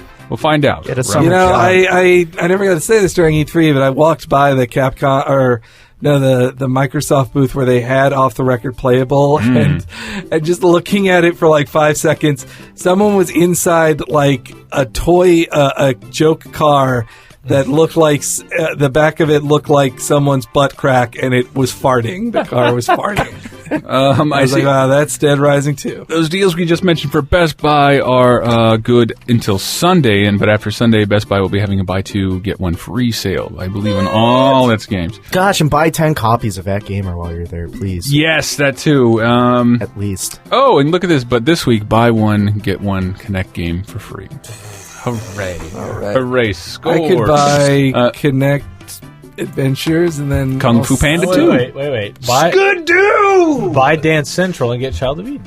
Oh, that's exactly what you should do. That ain't bad. But I think Amazon has also matched that. Speaking of Amazon, Duke Nukem Forever also down to the price it should have been launched at, $37.99. $37.99. $29.99. Right? Maybe, but it should have launched at $37. Like let's say Insect Armageddon prices Earth Defense Force, which I think that's launching at $39.99. Yeah. Michael Pachter said he was very disappointed with the Duke Nukem Forever sales. Really? The guy who analyzes sales and not the games themselves. Yeah, I'm glad we didn't write that news because Michael Pachter feels something. I love that his job is to make predictions, but then when they're wrong, he just says, I'm revising my prediction. Well, part of the news story I read about that Duke Nukem thing was him saying, I was wrong in predicting that Duke Nukem would sell big. It's half the sales I predicted. Like, then why do we fucking report on you every week? Guys, that's not the right one. What? Still Game Deals. Game Deals. Xbox Live, 50% off stacking. 33% off Torchlight. Target has a $14.99 game sale, which includes Mass Effect 2, Fallout 3, Blur, Demon's Souls, Plants vs. Zombies, and because Tyler made me do it, the Steam Summer Camp sale, which is sort of fucking ridiculous. It's going on. It's a new set of sale items every day. Every day. And I'm taking what you wrote I believe an article until about July today. 10th. Until July 10th, definitely. It's a new one every day. New one every day, and the prices today were just as insane as they were yesterday. It's crazy. It's Batman Arkham Asylum today, which not now, was $7. Left 4 Dead 2 is $5. And GTA 4 Complete with its 2 DLC missions and that new fucking patch that those modders released that makes the game look like a next-gen game. The Ultra Realism mod. $9 on Steam. $9. Wowee. Wow. Hank, wowee. Oh, boy. Wowee, indeed. That is our game deal Also segment. for $5 is an indie gem. Which one? King's Bounty. King's Bounty? Armored Princess. Well, I think we got to close game deals out on that. It's King's Bounty. Do as I say. Related but not game deal specific is today we put up a feature from Andrew Hayward, the DSiWare games to look out for 3DS owners, since DSiWare works on DSi and 3DS. And there's nothing worth buying in the 3DS store. Yeah, except for the Game Boy games that have been pretty good so far. Let's say 3 of the 6. 4? Oh, Link's Awakening. Link's Awakening. I bought Kirby's Dream Land and have been through it like 3 times. Donkey Kong, Super Mario Land, and then we're at Tennis and Alleyway. Tennis and Alleyway. And then, But, no, just we put up a feature on, it's like 10 essential DSiWare games, because I pretty much completely ignored DSiWare up to this point. Even though I had a DSi, but, like, I'm not buying anything. I bought Dark Void Zero, and it's actually really good. Yeah, it's really good. But then I need to also get Shantae Risky's Revenge, but those are the two. It's $16? Shantae's Revenge? It is. I think it is. It's ridiculous. The pricing on there is totally out of line with the rest of the universe. I still bought it. I want to support that. Excuse me, let me go back real quick. My understanding is that it's Batman Arkham Asylum is $7. Shantae's Revenge on DSi is $16. And never will that price fluctuator move. Ever. No, it never will. But think of it this way, like Way Forward deserves money, and this one is one they self-publish, so they're getting, I would like to think they're getting the most money out of it than they would if you bought Boy and His Blob or the Thor DS game. Right. Well, either way, that feature really highlights some games that, outside of those two, which are the most famous ones, that when I think of DSiWare, I think Dark Void Zero and I think Shantae's Risky's Revenge. But this has a list of 9 other games that are actually like smaller, cheaper things that DSiWare was really good about. And they work on 3DS. And actually, because I had bought Dark Void Zero on my DSi, you can transfer them to 3DS. And I was like, there we go. Nintendo trying to work with the internet and figuring out how to transfer copyrights. You can? And it totally worked. Really? Yeah. Right. You just sync up the devices, and then my DSiWare goes, where do you want to send it? Scanning. 3DS. Send. There it is. And now it's on my 3DS. I don't believe you. I don't either. Don't you get to watch Pikmin move the information? Yes, I did. Pikmin carry your game over to the next store. I also carried over Bird and Bean. Which was also on that. It's really fun. There's one on the list that I would like to support, but I think Andrew specifically left out Nintendo published games just because those got a lot of press. But if you look at the 3DS's 1,400 blades, most of those are promoted right on the God, page. the art in that fucking store makes no sense. It just flipping through those things. I'm like, what? You have to know exactly what you're looking for. It looks like the old 360 blades with less content and way more blades. But the Mario versus Donkey Kong game that was on it was not bad, especially because it's not too far reduced from what it costs no, in stores. No, it was like $8-9. It was like $14.99. I thought. No, it was not. It might have been $7.99. I'm sorry. No, it was $7.99, and that's the size of a game that Mario vs. Donkey Kong could be. I reviewed, but I want the last first one. the most recent DS Mario vs. Donkey Kong, and it just, even though it's not I'd say a good amount of content, it wasn't enough to be a retail game. It still felt too cheap. You also heard in the news story how they won't be doing iPad games, despite iPad and iPod, iOS games, even though they released a Pokemon thing in Japan. Apparently, yeah, because apparently I didn't realize this, even as a Pokemon fanboy, that like the Pokemon company, which owns Pokemon, is only partially owned by Nintendo. You didn't know that? So Nintendo can give them strong direction because they own a third of it, but they can't make Pokemon Company do something they don't want to. So Pokemon Company wants to make iOS a Pokemon, and enough people who aren't shareholders who are Nintendo vote, then they can. What game were we talking about? Pokemon. What do you like to play? That should have been another sound effects. I'm sorry, Hank. I queued you up and everything. Pokemon! There you go. Classic Simpsons right there. Yeah. Way funnier than the fucking Family. All right. Hank's Corner is done. You got like at least 40 minutes of that in this episode. What? I didn't get to complain about anything. What are you talking about? You talked about... I talked about loving things. You talked at least 5 specific episodes of Star Trek The Next Generation. Well, Brad and then moved into Twilight Zone. Yeah. All right. I admit to those things. Okay. What do we want to do? I have question of the week. Do we want to read a forum thread? I don't have my phone. You want to go get your phone, Henry, so we can do last week's question? Oh, no, I have them written down. Oh, okay. I thought there was another thread about people hating us. Well, we can get to that. Oh, yeah. We can get to that. Okay. We got to hurry, though. It's almost 10 o'clock. All right. This is question of the week. Last week was something we wanted to ask what game were you banned or prohibited from playing? And then we just started talking about porn. That's not how I remembered. I remember being way more informative and in tune with the game community. Professional, game-related. Very professional, very few rape jokes. And but we just opened it up to like what thing, like a game were you prohibited from enjoying by parents or otherwise. And so many people said Pokemon. Pokemon? They did. Where is it? There. Pokemon! And GTA. GTA because it's M-rated and like that's their parents just like, well, that's the game I've heard about. You're not playing that. It was all about the news. Pokemon was on the news. Pokemon was either you're playing it too much, you like that, you're grounded, or in a couple of cases, well, I guess we'll get into that. 510 Brother Panda. What game have you been prohibited from playing? It's still happening to this day. He writes in all caps. This might be a little bit of a sad story. Sad for 510 Brother Panda. I'm in my 20s, and my father has taken away almost all of my handhelds. Oh, boy. Except for my PSP and original Game Boy, which I hid. He put that in parentheses. You are adorable, 510 Brother Panda. Dear. I've got almost every Nintendo handheld except for Virtual Boy and Game Boy Light. He said, why don't you get a fucking job for once? Instead, he'd either throw them all away or sell them without the games because without the hardware, I can't use them. My mother is an avid puzzle game player, but says that since it was my father's decision to take them, her hands are tied. I've at least got a summer job, but I still haven't got them back. I'm super bummed. Super bummed, Chris. Maybe I should hang out with you this weekend and drown my sorrows at Extreme Pizza. Unfortunately, I'm not a smoker, drinker, or a party person, so I'd probably be no fun to hang out with. I agree. If you're not gonna smoke and drink, if you're not gonna smoke and drink with me, there's not much we can do. You don't drink, you don't smoke. What do you do? What do you do? What do you do? Live a long, healthy life.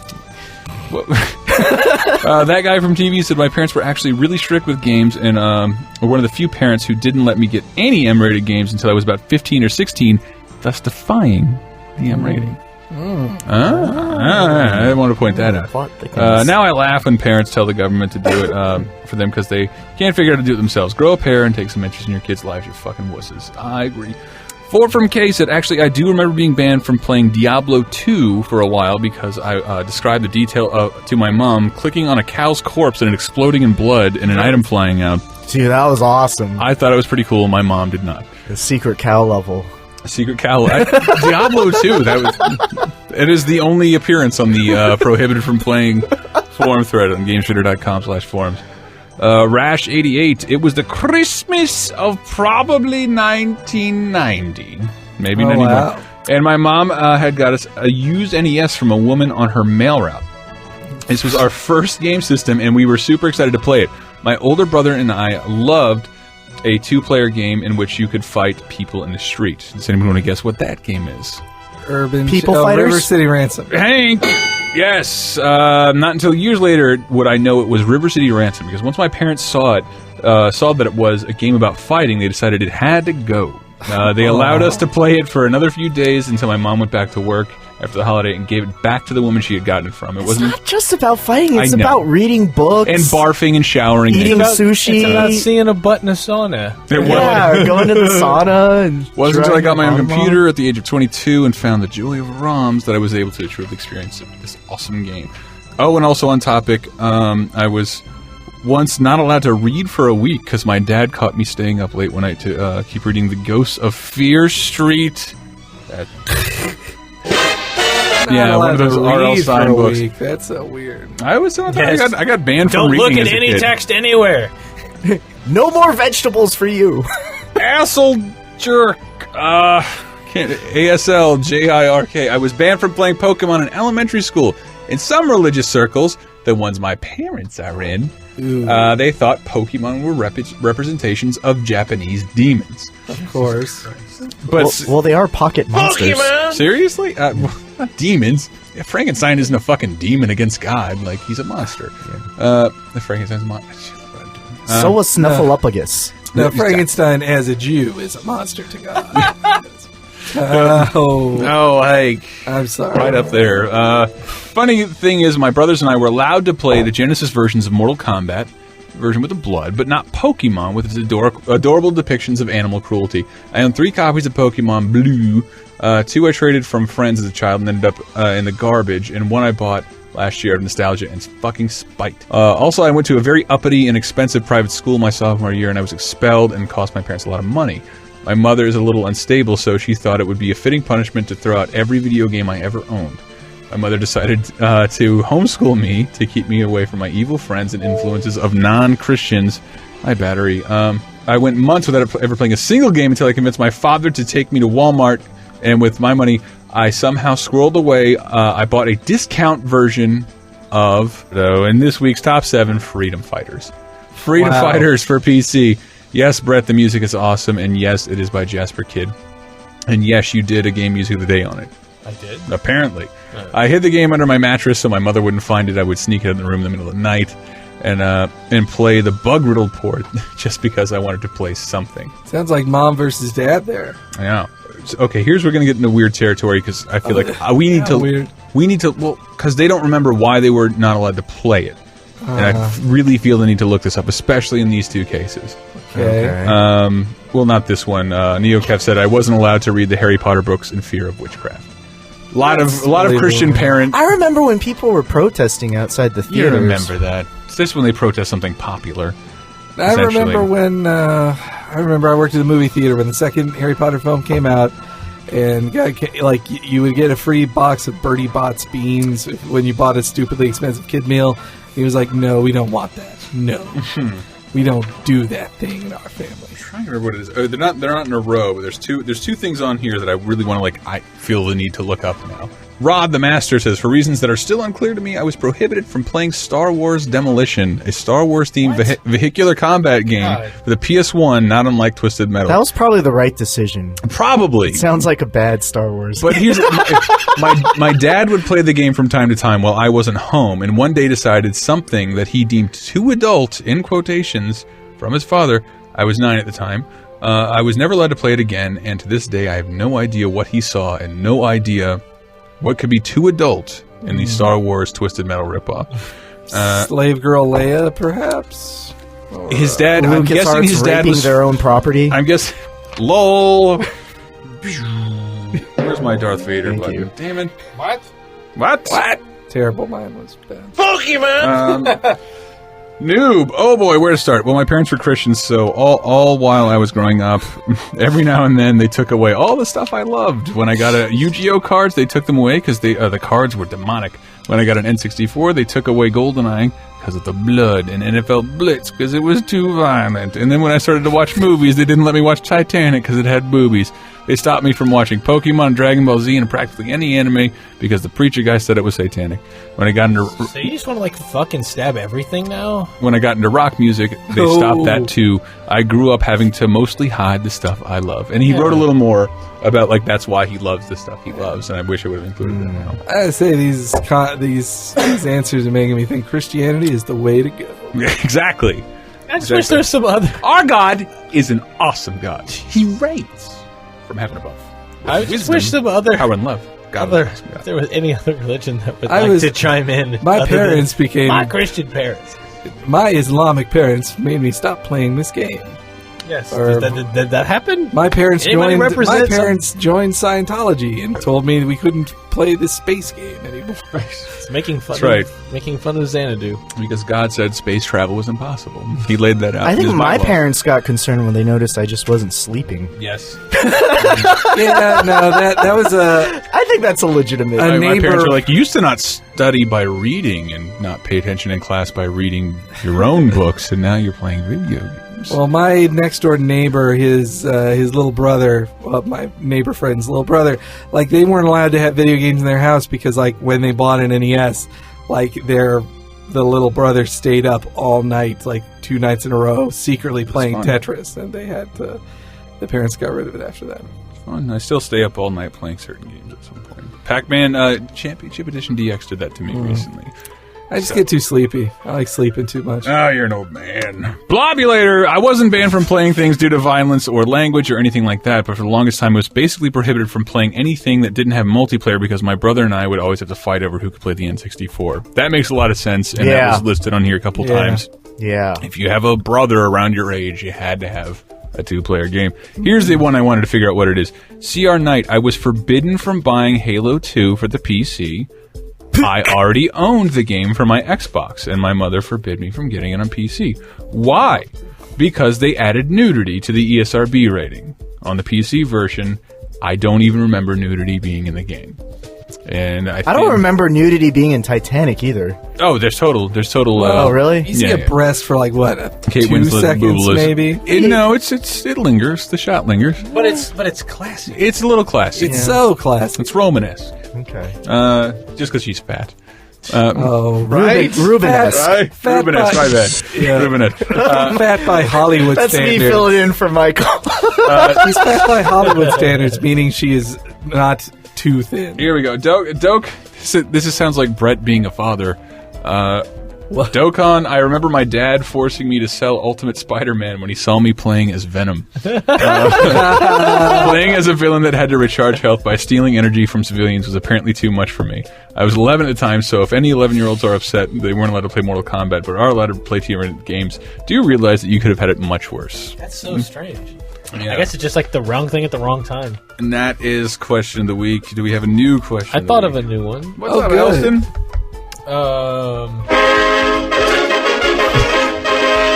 Question of the week.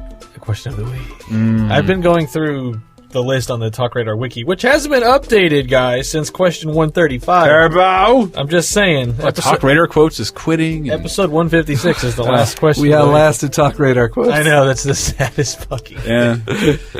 we've said nothing. Program. Fuck. I was looking through the list to make sure I wasn't duplicating, but I believe I wanted to ask what's a handheld game that you really got lost in, but while mobile, like you didn't play it at home. Oh boy, I have a ton of these. Super hang on the Nomad. Seriously, I don't know why. Counts. No, I was completely lost in it. I know every nuance of that game now. Were you in a car? Or Yeah, on vacation? yeah. Always mobile. I could plug it into my TV. It was a fucking Nomad. I played through all the flashback in a Nomad. Wow. And then it was with a cigarette car adapter. cigarette lighter, and then my dad pulls into one of the highway rest stops that's on the interstate every several miles. Give me a Diablo sandwich. I'm Pulls gonna it. goddamn. That's Smoking the Bandit. I'm sorry. Turns the car off, which shuts off power, which the fucking Nomad, rather than going time to go on to battery power, just goes no more power and turns the fucking thing off. Flashback, game gone. I was fighting the aliens in Flashback. That's the end of the game. I lost everything. It's happening to me now with fucking Ocarina of Time because my my 3DS battery is fucking erratic. It's bad. Some days it'll last for 2 hours. Some days I'll shut it full charge. 20 minutes later, it just shut off. I had no idea why. I think it's broken. But I ask because trying to play Ocarina. I ask because I've been playing Link's Awakening DX on the 3DS Virtual Console, and it just reminded me of. I feel like I know I've told this story before. That's why I was scanning the question of the week to make sure I didn't repeat this. But a Metroid 2 for original Game Boy, that black and white with no map, a blurry mess. I beat that driving on a road. My dad took me to an air show in Iowa, which is a good 10-hour drive to Des Moines, Iowa, and I beat that in the back of a van. And it's one of those old like 70s vans that has shag carpeting on the walls. Oh, wow. And like no lights back there at all. And like I'm just like leaning up against the windows, like every scrap of sunlight. Yeah, I fucking. You should be going to the air show. No, what is this? Kenny Loggins 8-bit remix. Oh my god. Oh, there it is. Fucking stupid. Don't let it disturb you. Keep going. Story time. But no, just that game with no map. Like as hard as that game is to play, like I beat it in the back of a van. And I looking back on it, I'm like, how could I have ever stomached through that? That game it's a really cool game, and it's extremely important to the Metroid canon. Yet they've never remade it, never colorized it, and for a point, it was supposed to be one of the Game Boy Color games. There were screens in Nintendo Power of it. Of like a DX? Of a DX. I thought that was going to happen. And it totally was. And then there's a reason why I don't recall off the top of my head, but I feel like they've commented on that. Part of it's because Metroid doesn't matter in Japan at all. And they're just really? Like, it's never barely matters in America. It's never been popular in Japan. That's why there wasn't one on N64, and there was a huge gap between Super Metroid and Prime, and that's why Retro, an American company, they just took handed it over. Off to Texans. And then after the Americans had it for so long, they got jealous, I guess, and like, we'll take it back and make other M. Oh, and somebody let me borrow a Link, Scrapyard Dog. I'll never forget you. Never. It looked like the 8-bit representation of me, like a giant nose, skinny, awkward body. Scrapyard Dog. Yeah. Henry or Tyler? The only times I really played Game Boy for a while were on vacations, like in the summer. And the biggest ones I remember was a family trip to meet up with like my aunt on my father's side. And I played Donkey Kong 94 all the way there. Like I remember just saying like I don't want to go to dinner. I'm not hungry. I gotta play this game some more. Like, just go without me. And then like just beating.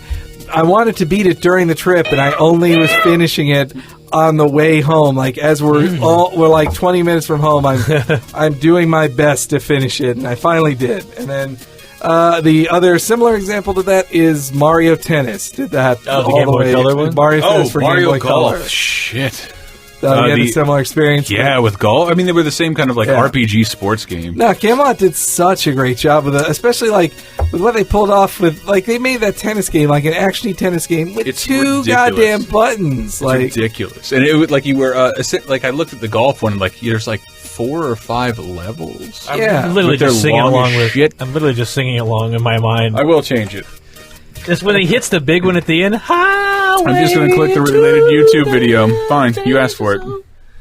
No, it's just another 8-bit remix. Scatman? It is Scatman, because it's Tyler's turn. Oh, man, I guess I didn't really have a lot of handheld systems. I just had a regular Game Boy back in the day, and I really, trying to think of what I had back then. Tetris, Mario Golf. I had a Castlevania game. I can't remember what it was called, though. Either The Adventure or Belmont's Revenge? Belmont's Revenge sounds like the right sweet-ass one. game. Yeah. And I play it, like, at baseball games. I play it while fishing with my dad. And on trips and stuff. But yeah, like I don't know. I usually played the Game Boy the most like home on the couch. You know? Yeah, like Donkey Kong 94. I played entirely on Super Game Boy. Having to play well, you had to play under a lamp otherwise. Yeah, most part. I may do. But yeah, let us know. GameZone.com/forums. Pretend they're there, and let us know in TalkRadar podcast. We didn't do phone calls last week. You assure me? Yes, we did not do this. Were you all here? I feel like it's been 3 weeks since. But okay, I have some. It's 10:15, and I thought we could save. Let's blow through them. One person gets to respond to each phone call. Okay. All right. Okay. The phone calls are ready. Which is 1-877-404-1. I don't remember the font. It's on the page. Hey, it's at the just bottom. Smash numbers randomly. It's at the bottom of the page. Extension TalkRadar. Hey, this is 4 from K from the forums. Can you shut Scatman up? I called up like 10 minutes ago and just left a message of me eating celery. Sorry about that. I'm calling from Australia, so wow. I didn't think it would actually work. These newfangled phones. You can call whenever you want, buddy. It's kind of late here, that's why I'm whispering. Yeah, it sounds late there. Don't want anyone to know. I'm not like retarded or anything. I love the podcast, and I think I want to listen to number 160 tomorrow to date this. So right? I'll enjoy that, I'm sure. Unless it's shit. See ya. Peace. Thank you. Next phone call. 1337 is the final. You guys do know that you don't have to do a podcast. You guys can take a break every once in a while. So I'd let you know that. Thanks for all the entertainment, man. Well, is he saying that we've been doing like we're running out of steam? Is he saying? Is he This is a couple days comment ago. on Okay, quality? here's the thing. We all have bosses, but their bosses, in a way, are the public. And the public just told us to take a break. Ooh, good point. So I'm making Hi guys, this is Reggie from the forums. We're about halfway through 2011, and I was just curious as to what you thought the best games that had came out that you either played or that you had purchased, and on the flip side of the coin, what is the worst game that you have picked up or purchased or played this year? For me, it would probably be the best LA Noire, and the worst is Fight Night Champion, which I ended up trading in and getting Mortal Kombat, which actually I'm really starting to enjoy. So I'm just curious what you guys thought. Mine's probably LA Noire, and I really didn't like Fallout New Vegas. And yes, I picked it up this year. It's from last year. Really disliked that game. Anybody else? Shouts to the empty. Shouts to the empty. Well, no, look, okay. I'm not going to say Portal 2, even though it's obviously Portal 2 is everyone's favorite game of this year so far. So, not counting that, I'm saying Shadows of the Damned is my favorite one this year. Least favorite, I don't know. I don't play shit. Like, Green Lantern. LA Noire, Green Lantern, yeah, or Transformers. Anybody else? Best, worst? Once? Well, the Thor game for Wii would probably be the worst thing. That's true. Best, I don't know. Outside of Portal 2, Don't be afraid to love something else. I know. I feel like I haven't played anything in the last 2 months. You play something every night. I played Ocarina, and that's it. I For like see. the last 2 months. So Ocarina of Time 3DS is Elton's favorite. I'm going to throw out an odd one, not the best one, but I've been playing a game called Pocket Academy, which is a sim where you create your own Japanese high school, and it's really addicting and fun. Oh, that sounds awesome. It is so. It's by the people who made Game Dev Story. Oh, of course. It is Built to be great. played with one hand. Play it on the go. Play it outside. You I can have beat been it. enjoying my mobile games lately. Yeah. They're pretty good. I downloaded a few good ones. Windows Phone 7. Well, you've been playing Plants vs. Zombies. I've been playing a lot of PvZ. I've been playing a lot of fucking Peggle. Been playing a lot of... good. God. You farted It hard. smells like my friend's house in the 80s. I don't know what the fuck I ate. There's a lot of chips. Next phone call. Doritos and Hot Pockets. Hey, this is Bladdercat from the forum. The girl. First off, I love you guys. I love your show. I'm a huge fan of the fan art. And I got around to thinking, I love the wiki, but I think it'd be an incredible idea if you guys had some sort of fan art book, some sort of a TDar fan art book. I know I'd buy like 5. So we sell incredible 6. photos. I'd buy one. Really great art. So that's my suggestion. Peace out, I didn't bitches. even know Bladdercat was a girl. Yeah. She just did some Bladdercat just did some really good Zelda stuff that we tweeted around. We'll make sure to throw that on the God, that fan front art page. of Tyler that got sent around this morning, where it's his head. That was 4 from K. Oh my god! Derp, I'm working for a dying medium. No, but the Zelda stuff, including the original Legend of Zelda screen with Pete on it, that was Bladdercat. Okay, we just called. That was really fun. Hi, TalkRadar. You guys keep wondering why it says Revenge of the Jedi.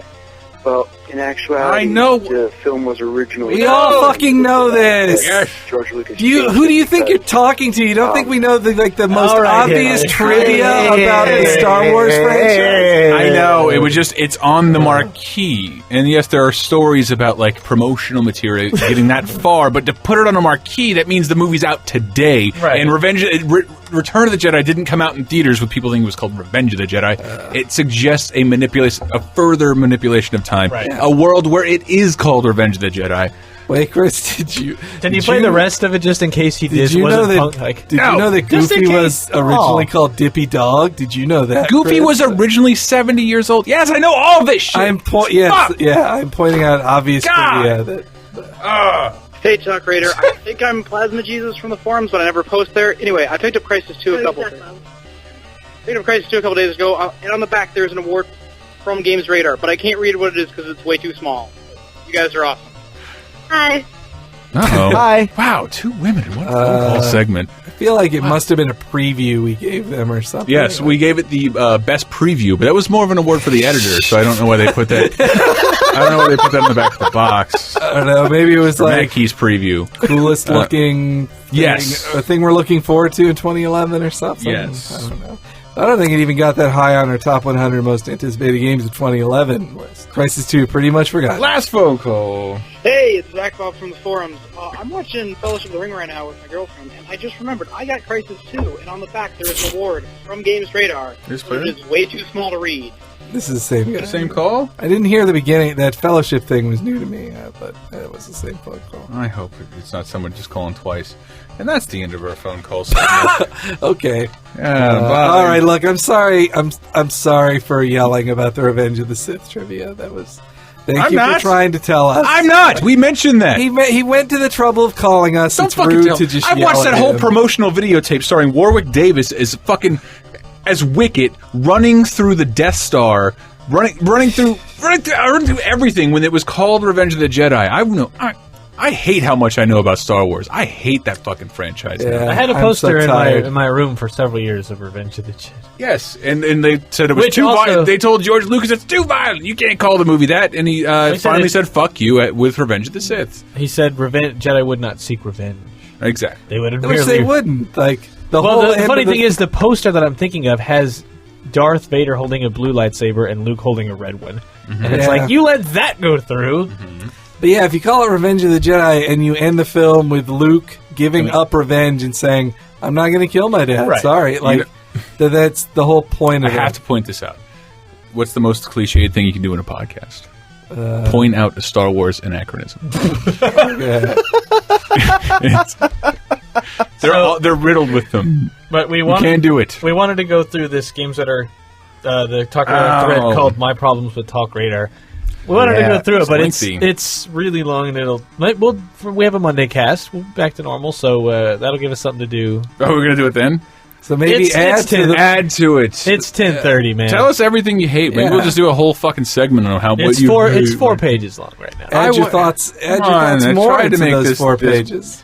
I'm going to go home and read it tonight. One thing, though, it's like when people do criticize, I see a lot of people come in and just say, "Shut up, nothing's wrong," or there have been several threads like this already. But let them voice their complaints. No, absolutely. I notice I keep being told that I keep coming off as elitist and snobbish. Yeah, but when I say it in an email, it doesn't matter. I don't understand this. Like, I would never categorize myself as that. It's like if I don't like something, I don't like something, and if I like it, I like what? Here's the difference between you and that guy. He's listened to the podcast. I do. Well, let's save this for Monday. I'm sorry. Let's save this for the TalkRadar Tuesday. Just sad. Can I open up the minuscule Genesis music defense thread? Like something where he says like Mike Grimm complained about Genesis. Sausage Washington says this is his favorite Genesis song. Well, I guess it doesn't. It's Invisible Touch by Genesis. So it doesn't really count. That's great! That's funny! That is funny. Yeah, I can't close on that song. Why not? Because it's a licensed song. I can play Pulls 6 right seconds. into That's all I your can heart. Do you not have another night song you could go out with? I do. I really do. Overclocked? I do. Lucid.ocremix.org. You can download this for free. You can donate. Please do. I love the OC Remix, guys. These are all fantastic. Does anybody want to plug anything before we head out super fast? This is airing Friday. Oh, then everyone listening will have missed Lizzie Cuevas and the Glowing Stars at DNA Lounge in San Francisco. True. Again. We'll be at Comic-Con the 22nd, 23rd, 24th. I really am growing uncomfortable with the Glowing Stars being the 100% of my live music exposure in 2011. Well, it's tough. We lead busy lives. I know. It's like I could go on Thursday, but like that would be the 5th time I've seen them in 3 months, and they don't. Like if I see you guys more of a number of times than you have songs. That's when it becomes weird. Well, it's just I want to see. I want to support Liz. I want to support Lizzie, and the other two bands are good too. So, and Crash Faster, dude. You gotta Crash really Faster check out Crash is so Faster. cool. What were the other two bands? Crash Faster and what? Doesn't Crash Faster and Glowing Stars. That's all about. There's a third one. I can't remember off the top of my head. So be there. Meet us at DNA Lounge yesterday. Have been there. Maybe follow Glowing Stars on Twitter, and then you'll know when they are performing. Nothing else? Nothing else? No one? Yeah, I got Wait, a feature. It'll be a weekend giveaway. Cool. Keep your eyes open. So we're going to take ourselves out with... Don't be sad. Don't be sad. Your hair's like slightly mussed. Because I'm going to play a song by Level 99. Yeah, my stupid. Twin Seeds Fly By. Nights Overclocked Remix. You can do no wrong now. It's a very elitist thing I'm to say. afraid to talk because I'll be too stuck. Yeah, well, that did offend me.